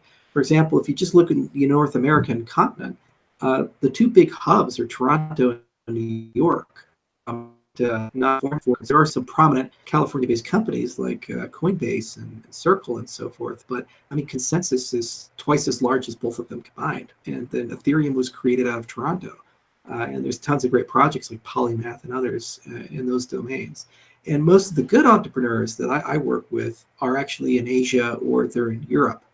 So there is a bit of catch-up that the Valley has to do. And furthermore, these large tech companies, usually the reason why they haven't entered or been reticent to enter our space has come from regulatory reasons. It's just not clear what the regulations are going to look like, not just today, but next 5 years, 10 years, 15 years. Remember, when you're Facebook, you don't just ask the question of what is the Securities Exchange Commission going to do? You're building a decision matrix where you're saying, if Trump loses the 2020 election and this particular candidate wins, what type of person would they put in charge, and what would financial regulation look like, and how will that impact? And then you make them contingent, like what if the European Union does this, and how will this work? And if you're Facebook, you're in 100 different jurisdictions. Just today, I read that there's potential law being passed in India that could ban the use of cryptocurrencies, and if you use them, you get 10 years in jail. Whether that passes or not, that fits into your calculus, because you'd be in compliance in the United States, but then you would be out of compliance in India. So then you have to figure out how do you localize these types of things, and does it make business sense? So they have a lot more to lose, and they're regulated companies, they're public companies, they're subject to Sarbanes-Oxley, they're subject to all kinds of reporting requirements that I'm not subject to. And so that by definition means they have to move in a more methodical way. And in many cases, that means that they'll build an internal research and development group. They'll come up with all kinds of crazy ideas that are magical. And they have a lot of great engineers, so they can build things on par with what we can build. But then those things tend to just sit on the shelf until eventually they say, okay, we're fine, let's go do this. Now, there are some bellwethers that tell you that companies are getting more comfortable. Microsoft deploying an identity management system on Bitcoin is a huge bellwether. That's a big step forward. It legitimizes a lot in our space. Ernst & Young and Deloitte and PwC, the auditors actually building audit solutions with blockchain technology or for cryptocurrencies is another big step forward. It means that tax compliance and these types of things are becoming more resolved matters. And then finally, of course, Facebook announcing it's going to launch its own token. That means that they did the calculus within that company that this makes sense. And what that means is that competitive pressures will now force Amazon, Google, Microsoft, and other entities into the space within the next 24 to 36 months. And so that will become a community best practice. And so that's the real competition, because you're going to have wallets built right into Microsoft Windows or right into Google. And they might have a cloud wallet in Gmail or something like that. And wow, now they have 2 billion users. And they have very sophisticated tools to make these things great and great user experiences. So that's going to be a lot of fun to compete with. This is why, for example, we've chosen a Pan-African and a Pan-Asian view, because we're not really competing much with IBM or Microsoft or Deloitte or these other guys in those jurisdictions. They won't touch those markets. So we can end up getting hundreds of millions or billions of users, despite the fact that Facebook can have 2 billion users. And that's a unique USP to Cardano. Meanwhile, the EOSs of the world and the Ethereums of the world are desperately trying to absorb as many users as possible to try to get to a scale where they will stand a chance to survive that coming tsunami wave of incumbents that will be quite difficult to compete against. In many cases, will enjoy unfair regulatory advantages, unfair banking advantages, or in some cases be able to alter the law to make their products basically the only products that can function, whereas these emergent upstart cryptocurrencies may be washed out. Meanwhile, that's not going to happen in Ethiopia or in Mongolia or in Uganda or these other core markets that we're exploring. We feel that we'll be first to market, and the demographics actually line up quite nicely for them to go along with us. It's just fun to watch, though. That's what makes these things exciting. I mean, if you pick any decade of technology, whether that be 1990, 2000, 2010, it's damn near impossible to predict who's going to be on top and who's going to be the most relevant company. If you took somebody from 1995 and you said, prediction, what is the most sexy, relevant technology and company for 2005, the 1995 person would probably say Microsoft. And then you go to 2005, they'd probably say Google. And if you go to 2015, they'd probably say Facebook or something like that, or Tesla. What is it going to be in 2025? Who knows? Maybe it's an AR company. Maybe it's Neuralace. BCI is like the big thing. So this creative destruction tends to open up opportunity for everybody. But you do have to think in trends. You do have to think in markets. And you do have to understand that at the end of the day, we tend to move at the speed of regulators. When I joined Polymath as an advisor, it was astounding to me the requirements, the business requirements, the regulatory requirements that go into their product development. I mean, like literally they have to think about securities laws in dozens of countries and think really carefully about basically how do we keep all these people happy and deal with imaginary boogeymen that could come 5 years later and retroactively say everything that's been built is somehow out of compliance and therefore no one can use it. So when your thought process is along those lines, you're really not thinking much about moving fast and breaking things. You're thinking a lot more about how do you play the regulatory game? And I'd much rather play that in jurisdictions that are greenfield markets and I can have influence over regulation or even change laws than play it in places where somebody can put $100 million into lobbyists and then suddenly make my entire business model illegal, as we saw what happened with the payment service providers back in the 90s and the 2000s and so forth. And the Eagle guys went to jail as a result. Yeah, thank you for that answer, Charles. And I would like to add to any of our viewers who are still watching this podcast after an hour and 50 minutes that if you would like to see greater crypto adoption and you live in the United States, feel free to write your members of Congress. You could write them a very polite letter and say, hey, you'd like to see cryptocurrencies used. And if enough people do that, maybe eventually you'll get something. I was telling Philippe a story right before this podcast about myself writing members of Congress, and it does work. It just takes a course of people, many people writing, and if they hear enough of it, it'll get their attention, and then it will help Charles out with his endeavors when he goes and talks to these government people. They go, oh yeah, I've heard of that, and I think that might be a good idea. My constituents have written me letters about that, and so that might be a helpful thing to do. What do you think, Charles? That sound good?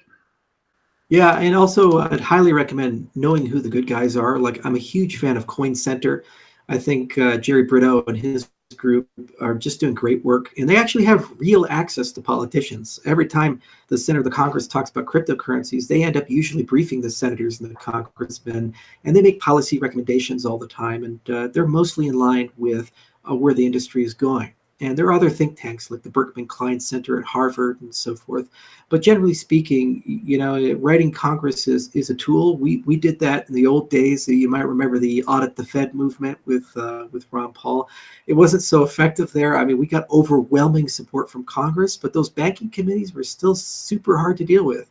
It was amazing when a supermajority of Congress supported something, it still would not be brought to the floor for a vote because of nepotistic, corrupt politicians. But generally speaking, we are seeing good effects. Like, for example, the recent legislation in Wyoming, laws being passed in Montana, Colorado.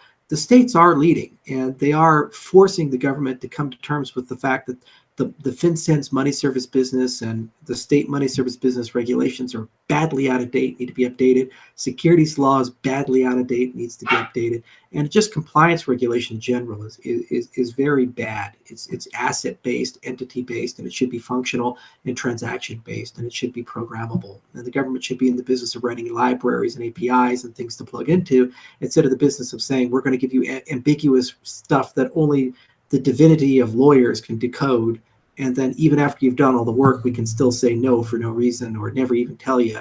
And if you get it wrong, we can retroactively come and punish you. It's just a super bad model. It's a very 20th century model when everybody was in the old boys network, and if you had questions about it, you go take them to dinner. It doesn't map well to a fast-paced global environment. So writing your congressman certainly is helpful, and also knowing your policy groups like Coin Center is certainly helpful, and just being a reasonable evangelist for certain things. And also when certain members of the political class behave badly, like there was a congressman recently who said we should ban all cryptocurrencies because they depowered the US government, we should humiliate these people and we should brutalize them in the court of public opinion. And point out the hypocrisy and the fact that these people are anti-freedom. And these people desire all of us to be in economic chains and controlled by a small group of overlords. So when they do this, send money to people who are doing a primary challenge, and send money to their opponents, and campaign for their opponents. That's really the only way to get Congress to listen. If they think that they do something and there's a high probability that this will make their primary significantly more difficult or will make their election significantly more difficult, those are the kinds of decisions that they take very seriously.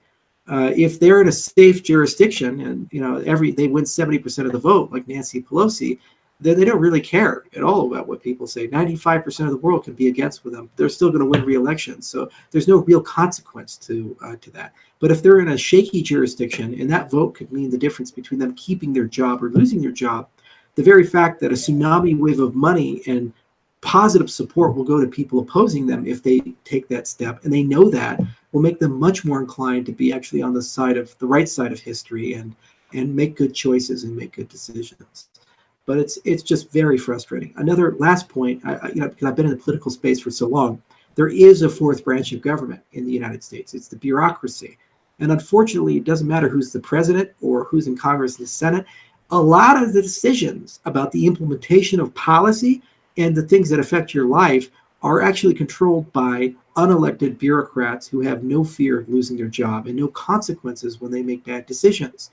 If you're wrongfully arrested, if you're wrongfully prosecuted, if they try to fine you for something, for example, the Securities Exchange Commission, let's go through the Kik example. Let's say Kik is right, and they go fight this SEC for years, and they win. The best case scenario is dismissal with prejudice. Well, the SEC will say, well, we still think we're right, and oh well, let's just move on. Now, Kik cannot recover any of the legal fees that they've spent. So they could spend $5 million, $10 million, $15 million defending themselves, and they win, okay, great, but they don't get any money back, and the SEC just moves on. And the people who brought that enforcement action keep their jobs, keep their salaries, in many cases get promoted and moved up the chain. So this is the other side of government that really does need to be reformed, and it's quite problematic that there isn't a proper accountability feedback loop. If I'm a private company and I go after another company, let's say for patent infringement lawsuit, I lose that, I suffer a consequence for that. I have to pay a bunch of money. I have to pay their legal fees, and I get brand damage, and no one wants to partner with me, and I'm called a patent troll. And also the employees who brought on that, I'm probably going to fire them because they made such a horrendous mistake. And the government, they just say, oh, well, you lose some. Yeah, just move on. Let's keep going doing these things. And in a lot of cases, they even get rewarded in private industry. Like Ben Losky, he created BitLicense. And it just devastated the entire New York crypto environment. Now everybody pulls out of New York because no one wants to be there. And what was his reward for destroying an entire industry and a state? He's now on the board of directors of Ripple. And he's making buku money in the private industry.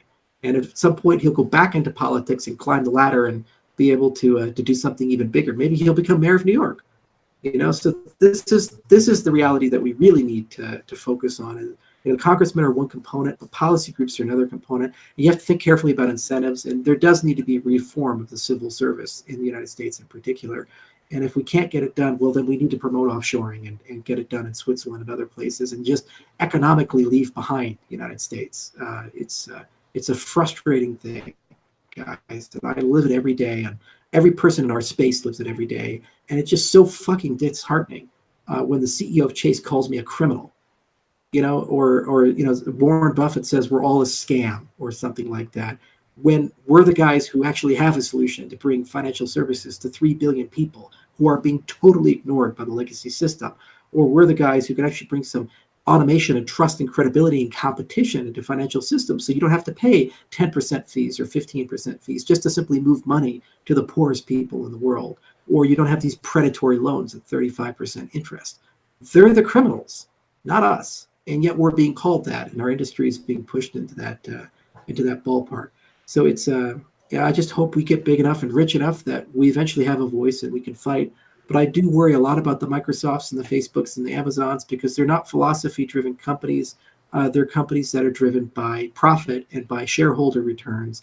And ultimately, they live within a regulatory environment that is nepotism and cronyism. Modify the government's DNA so that they can survive, but it becomes a toxic environment for the rest of us. And we just have to work our way through that.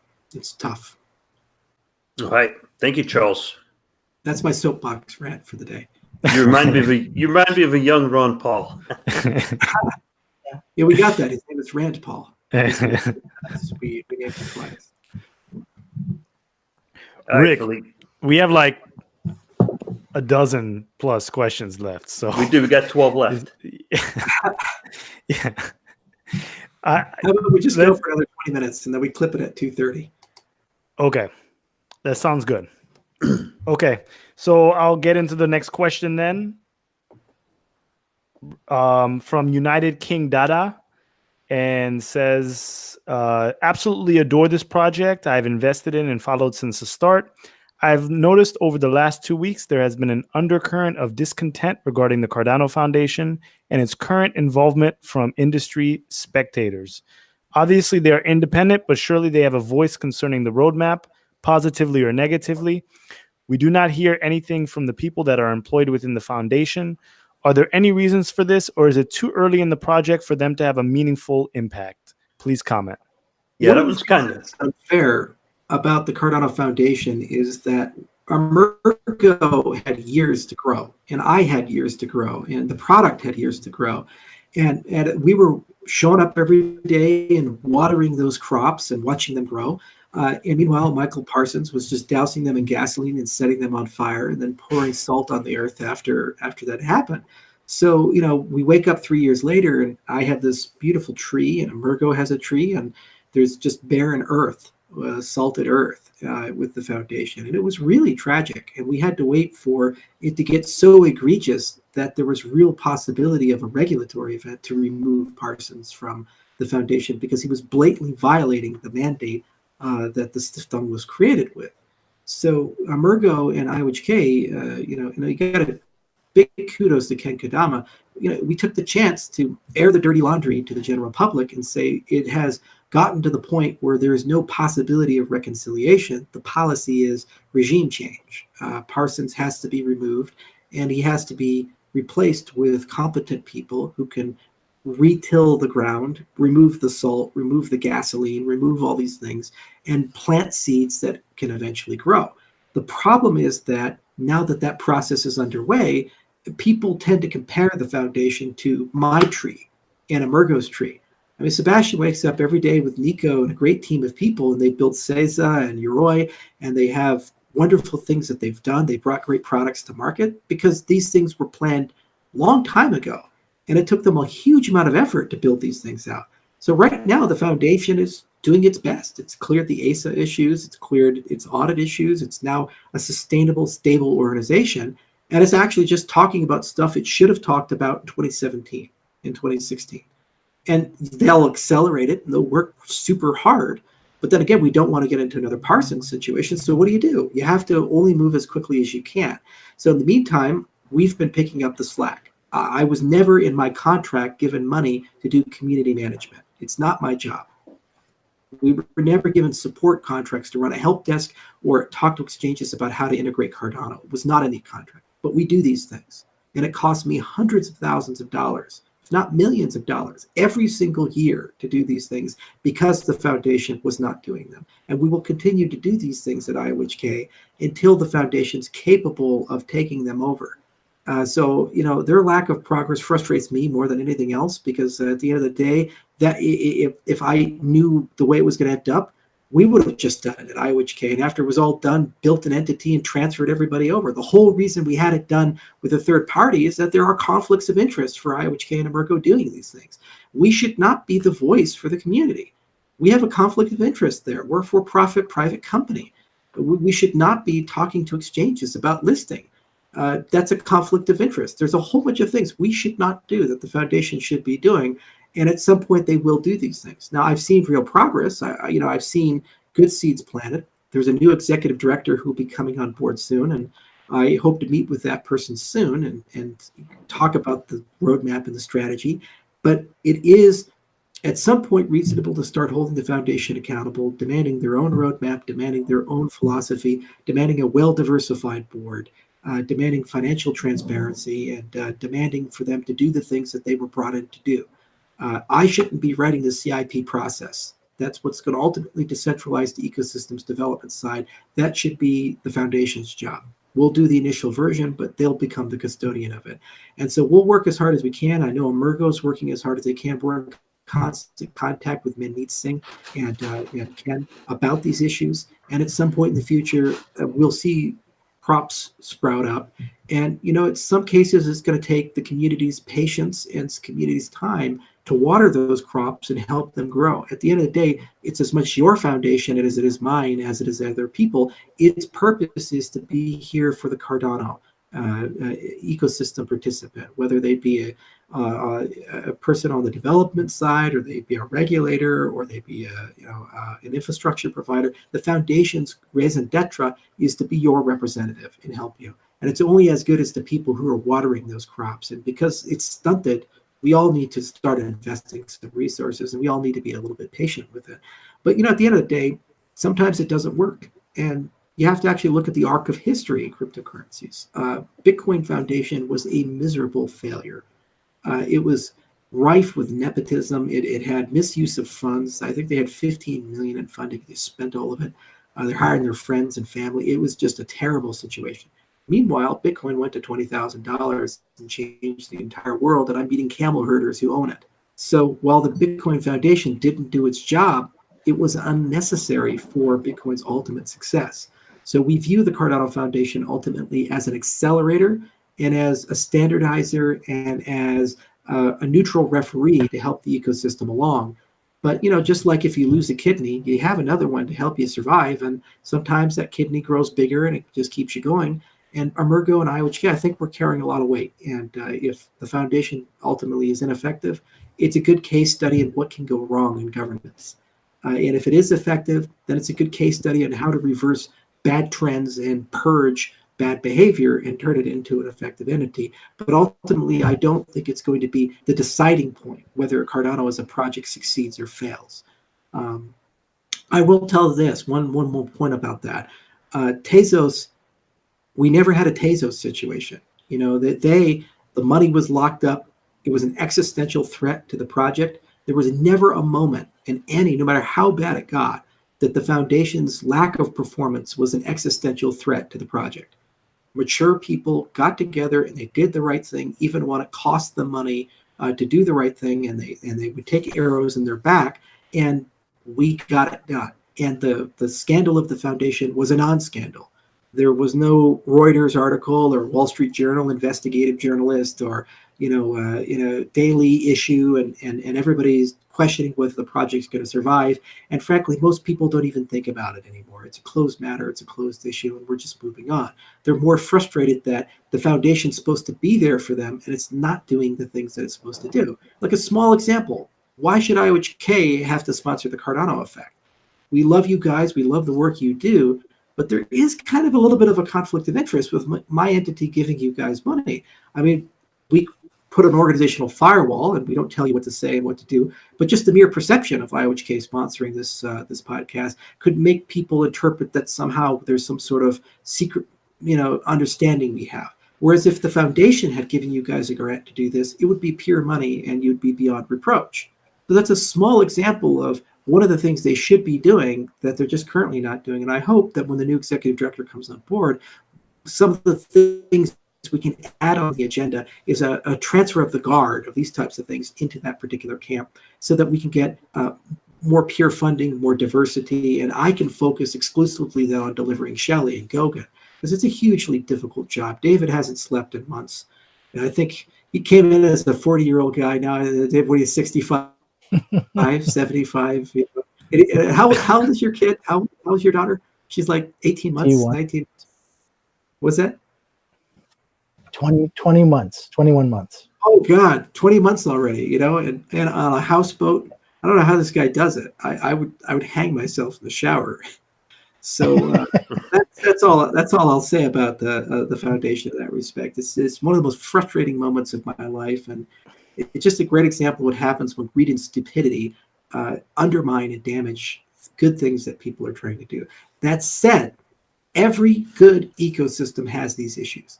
Bitcoin had Mt. Gox, it had Silk Road, and it's had dozens of other events, and it's still here.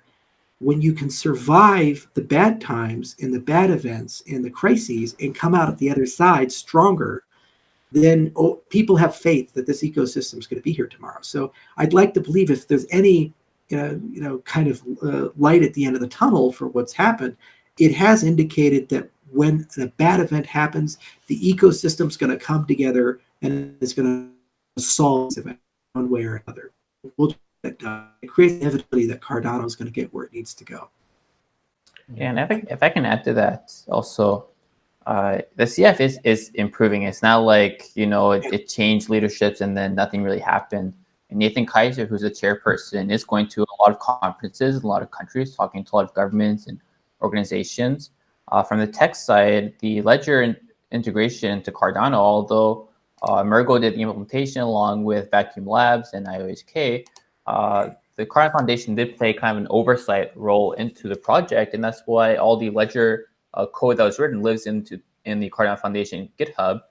The Cardano Foundation also helped with some funding for CESA for some stuff we're going to be announcing in the future. And also when the whole CF stuff was happening, mostly it was Mergo and IOHK that's doing all the community management, on the Telegram, on the forums. But the CF recently hired people from the community who have a huge depth of experience in managing these platforms, understanding what's going on. And I think they'll do a great job with the task they now have as a full-time job as opposed to as a volunteer. So the CF is ramping up its activities. We're on the right path and we're moving forward. Yeah, I would echo that, Sebastian. In terms of trajectory, I mean, I'm a newbie, but I meet with them regularly. We accomplish things together. We're collaborating well. They're contributing more and more all the time, and so it's headed in the right direction. Yeah, and we'll get there. I mean, I am a bit harsh because I just bad blood and bad experiences, but I have faith in Nathan and Domino and Manit, and I do see improvements every single day. It's just hard because you're behind, and we've made mistakes too. We hired Sarah Kell to do Byron, and that didn't work out so well for us, and I have millions of dollars that I've had to spend, probably $10 million in development fees and lost time to clean up that mistake. That's the cost I bear, and it is what it is. So similarly, the foundation is where it's at, and there are very good people there who wake up every day and they want to do a good job. They want to be productive. They believe in the vision of Cardano, and they feel that they can add value and contribute. It's just they're being held to very harsh standards because they're told that they have to run at 100 miles an hour when they have no means to do so. So by definition, they're never going to measure up to that unrealistic expectation. So I think the community does need to moderate a little bit, and what we need to do is pick and choose our battles and focus with laser precision on certain things that need to get done over the next 6 months to 12 months. And I think we can accomplish those things, and then we can kind of hit a stride and build some pride. It was the same for Emergo. Before Yoroi came along, there was many different things they were experimenting with, many different jurisdictions that they were in. And then Yoroi came and it really focused the company. And it gave the company a clout and a stride that just wasn't present there before. And it's a very different company to work with. And the employees are sometimes the very same people. They're different people to talk to, and they're much more productive and effective. So the foundation needs some wins, and the community needs to work with the foundation, help them get those wins, and then it'll get remoralized. And then over time, we'll see a lot of acceleration. And then at some point, they'll be effective, I hope. So this new executive director has to lead, and I really hope that this director is going to write a nice blog explaining who he is, where he comes from, how he's going to help execute the vision. And I will have unlimited accessibility with that executive director to help that person along, as will David, as will all the people on our side, explain the product and what we can and cannot do. I'm sure Emergo will have unlimited accessibility with him as well. And then that person's job is to try to till that soil and get those crops growing double time. He'll be a bastion of a lot of criticism. But Ethereum had its hard times too. Ming, under her leadership, the relationship between consensus and the Ethereum Foundation really soured, and it got so bad, I believe, that the consensus couldn't even sponsor one of the DevCons, and it was just amazing. Your primary entity that's adding enormous value to your ecosystem somehow, some way, is viewed as an enemy of the project rather than a value add for the project. And those days are now just gone. The Ethereum looks back at them as, oh, those were the bad days. And now they're $30 million of investment and setting up labs and giving grants to all these people. And they have a clear articulated vision, and they're under much better leadership. So that's an example of an organization that nearly went bankrupt, that was alienating members of its community and just not really getting along and shedding off people. Like Gavin got pushed out and other people got pushed out. That has now turned the ship, and it's started to bring everybody back in, to the extent where they even talk to the Ethereum Classic community, and they try to find ways to work with it. Whereas that kind of dialogue was just even impossible 12 months ago. So anything can be turned around, and I do see a lot of evidence within the Cardano Foundation of it being turned around. Nathan, Domino, and Mead have very particular skills to help resolve the bad soil that Parsons left. But then there needs to be other people who are real farmers who will come in and make sure that those fields produce good crops, and that just takes time. By the way, I live on a ranch, and that's why I like these agricultural references. If I lived on a boat, I'd probably have a lot of nautical references. Yeah, that's a good analogy. And thank you, Charles, Sebastian, and David, for those last ones. I'm going to summarize the next two questions because they've already been answered. The last one was from United King Data. The next two is we got one from RJ InfoSec, and he asks, or he or she asks, what are your thoughts on Facebook's global coin in general? So that's already been touched on. The question after that. So thank you for that, RJ InfoSec. And the question after that is still reading T42 to note that they would like the new roadmap, but they would also like to see things like a check mark to indicate those in progress, not yet started, given their own symbols. So basically, symbols to indicate status, and also progress bars to indicate some percent complete, even without percentages, ETAs. And so it's kind of like the old roadmap. Yeah. But that's okay. It's still good input. So I'm going to go on to the next question down from Reddit user Univocity, and we'll just make note that David is now aware of those inputs. Those are very good inputs, and I think they could make note of it. So Reddit user Univocity notes that for most people, one barrier to entry into the crypto world is converting fiat into crypto and back. Do you guys have any plans to address this? And do you envision as possible solutions to make it less painful to buy ADA and convert it back to cash? It's another example of a foundation question, right? The foundation's job is to drive adoption, make ADA easier to use, make ADA more interoperable with the ecosystem. I'm a technology company. David and I can sit down and spend the weekend talking until we're blue in the face about how to build particular things. But then at the end of the day, if you want to be interoperable with debit cards, and ATMs, and fiat infrastructure, you have to negotiate those deals. And either that's going to be done for a particular company, for a particular private interest. So Emergo can certainly do it to benefit themselves, or perhaps be a charity and benefit the ecosystem. But ultimately, you need a not-for-profit to basically worry about everybody. And either that's a treasury, which is coming, or it's a foundation, which is kind of the proto-treasury. It's kind of the initial impulse for these types of things. So I'd love to see fiat, more fiat on and off ramps. It organically comes because of greed. People who have these on-ramps profit from their existence. And if you get large enough, there's large enough volume, they integrate because they can make millions of dollars from their existence. But if you want to accelerate that a little bit, then, it's definitely, for example, a very large blockchain company that controls a very large cloud wallet and one of the largest explorers approached us and said, for X amount of this, we could get you parity with Bitcoin in our system. That's a great example of something that would be in scope for discussion at the Cardano Foundation. I'm not going to pay for that. I'm not going to open my wallet and spend $5 million or $10 million for that.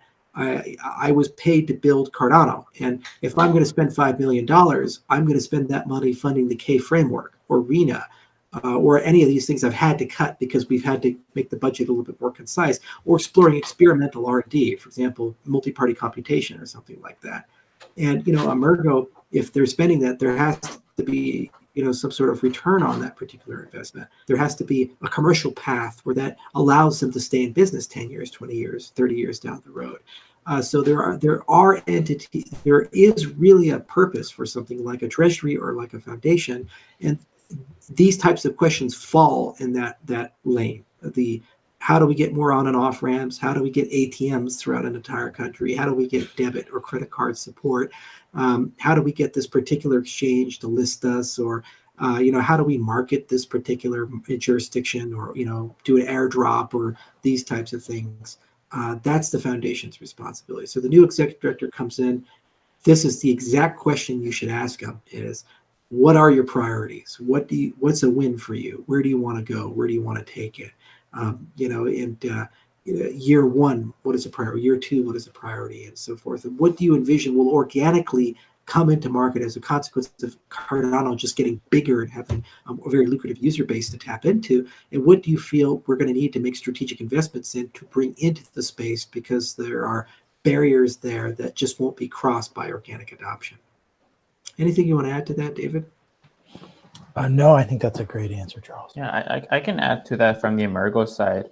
So, like Yoroi, we announced our new slogan at the IOHK Summit, which was, your gateway to the financial world. And that's kind of the vision we want for Yoroi. And we're working our best to make that easy for companies. For example, in DLab, our accelerator program, we launched Socian, which is a API for people to connect to basically connect to a Cardano full node as an API, right? And for Yoroi, we're also contributing code back to the WebAssembly bindings for Cardano. And whenever a company comes out to us and says, we want to build something on Cardano, we say, okay, well, if you take the WebAssembly bindings that we're helping to write, plus Socian, which we helped fund, you've got a pretty good framework for building Cardano support. But at the core of our company, we're not a regulation company. We're a venture capital arm of the Cardano project, right? And so what we prefer to do instead is work with companies like MinApps Plus, which did the Cardano crypto card in Korea, which allowed you to use your card to pay with ADA. And we prefer to partner with these companies that have the domain expertise in their jurisdictions and provide them our knowledge of the protocol and our business solutions to kind of do a pairing. And so we're doing the best we can from our side, but obviously no one company can do everything. So we need partners to work with. Thanks for that, Sebastian. That was a great response by all three of you. I think we're going to wrap this up because we have quite a few questions left. So I wanted to give David the floor to maybe say some last words about the roadmap or the testnet that's upcoming. I wanted to thank all the viewers of the Cardano Effect. Thanks for leaving all these wonderful questions on Reddit. If we didn't get to your questions on Reddit, we're sorry. Maybe we'll table those and get to them another time. But this was a marathon episode, and I want to make sure that David has a little bit of time to sum up everything and sum up maybe these last things that he wanted to say about the testnet and the roadmap. So thank you, Charles, and thank you, David. David, the floor is yours. Thank you, Phil. Well, so keep checking back at the roadmap. And you'll see an announcement about testnet coming soon. And check back at the roadmap. You're going to see both more content and also more status. You're going to see quite a lot of it, actually. And so you'll see that on a regular basis. And so go there and see what we're doing. Especially see it's really exciting to see the developers demonstrate what they've just built. This is real hard, real results, building things that in many cases have never been built before in the world. And so stop back often, check out what we've got going on there. You're going to see more content coming. You're going to see Gauguin, you're going to see Basho, you're going to see Voltaire, and you're going to see a lot of status. And then through separate channels, you'll see the testnet coming soon. So there's a lot coming. We're excited to show it to you. And for those who we didn't get to your questions, apologies. And you know what we mentioned, there's going to be AMAs coming up. So keep them handy, and we'd be happy to answer those next time in an AMA. And I have a question for you guys, because you asked us all these questions. So I think it's only fair that we ask you guys a question. It's a very unique question. It's, if you were a cookie, what type of cookie would you be? I'd be a chocolate chip cookie, because that's what the Cookie Monster eats. There you go. What about you, Philippe? Oatmeal raisin. I like raisins. How about you, Sebastian? Yeah, that's a good one. I really like the oatmeal raisins. If I go purely by taste, that's definitely what I'd be. I really like the oven baked ones where you can see it rise. I feel like that's if I go for the metaphor, that's a good one. Yeah. The cookie Rorschach test. Yeah. And what about you, Charles? Yeah. What about you? Oh, shortbread. Come on now, sir. Okay, David. What about? I'd be an internet browser cookie. I mean, obviously. All right. So the next Mark Drayson came up with that. Was it Fitzer for him? The next AMA, we need to do a Charles Hoskinson reverse AMA where you ask the world questions and people got to dial in on chat and Telegram and they got to answer your questions. Right. Well, you have to throw in these non sequitur crazy questions from time to time. There's actually a story. Sadly, it comes from Eric Weinstein, where Ben Affleck and Matt Damon, they were young writers at one time. They were shopping around Goodwill Hunting to all these different studios, and everybody who read it said, "Wow, this is a great script." So the reason why they gave it to Weinstein was that he met with them and he said, "I love your script. It is great, but I have one question. There was this strange gay sex scene between Robin Williams' character and the other guy's character. It was completely out of place. I have no idea what the story is there." And Matt Damon said, "Yeah, we just put that in there to see if people actually read the script or not. And you're the first studio to actually ask us about that." So every now and then you have to put things into the show to keep people awake and keep people going. Anyway, thank you all for the great work you do. It does mean a lot to us, and directly to the community, thank you for the faith, patience, and support. I understand how hard these times have been, and believe it or not, it's much harder for us because we have 200 people at IOHK, and every single one of those people, we wake up every day and we want to do a good job, and we want to deliver great products. And Cardano is the heart and soul of our company right now, and it will continue to be for a long time, if not forever. Just like Windows is the heart and soul of Microsoft.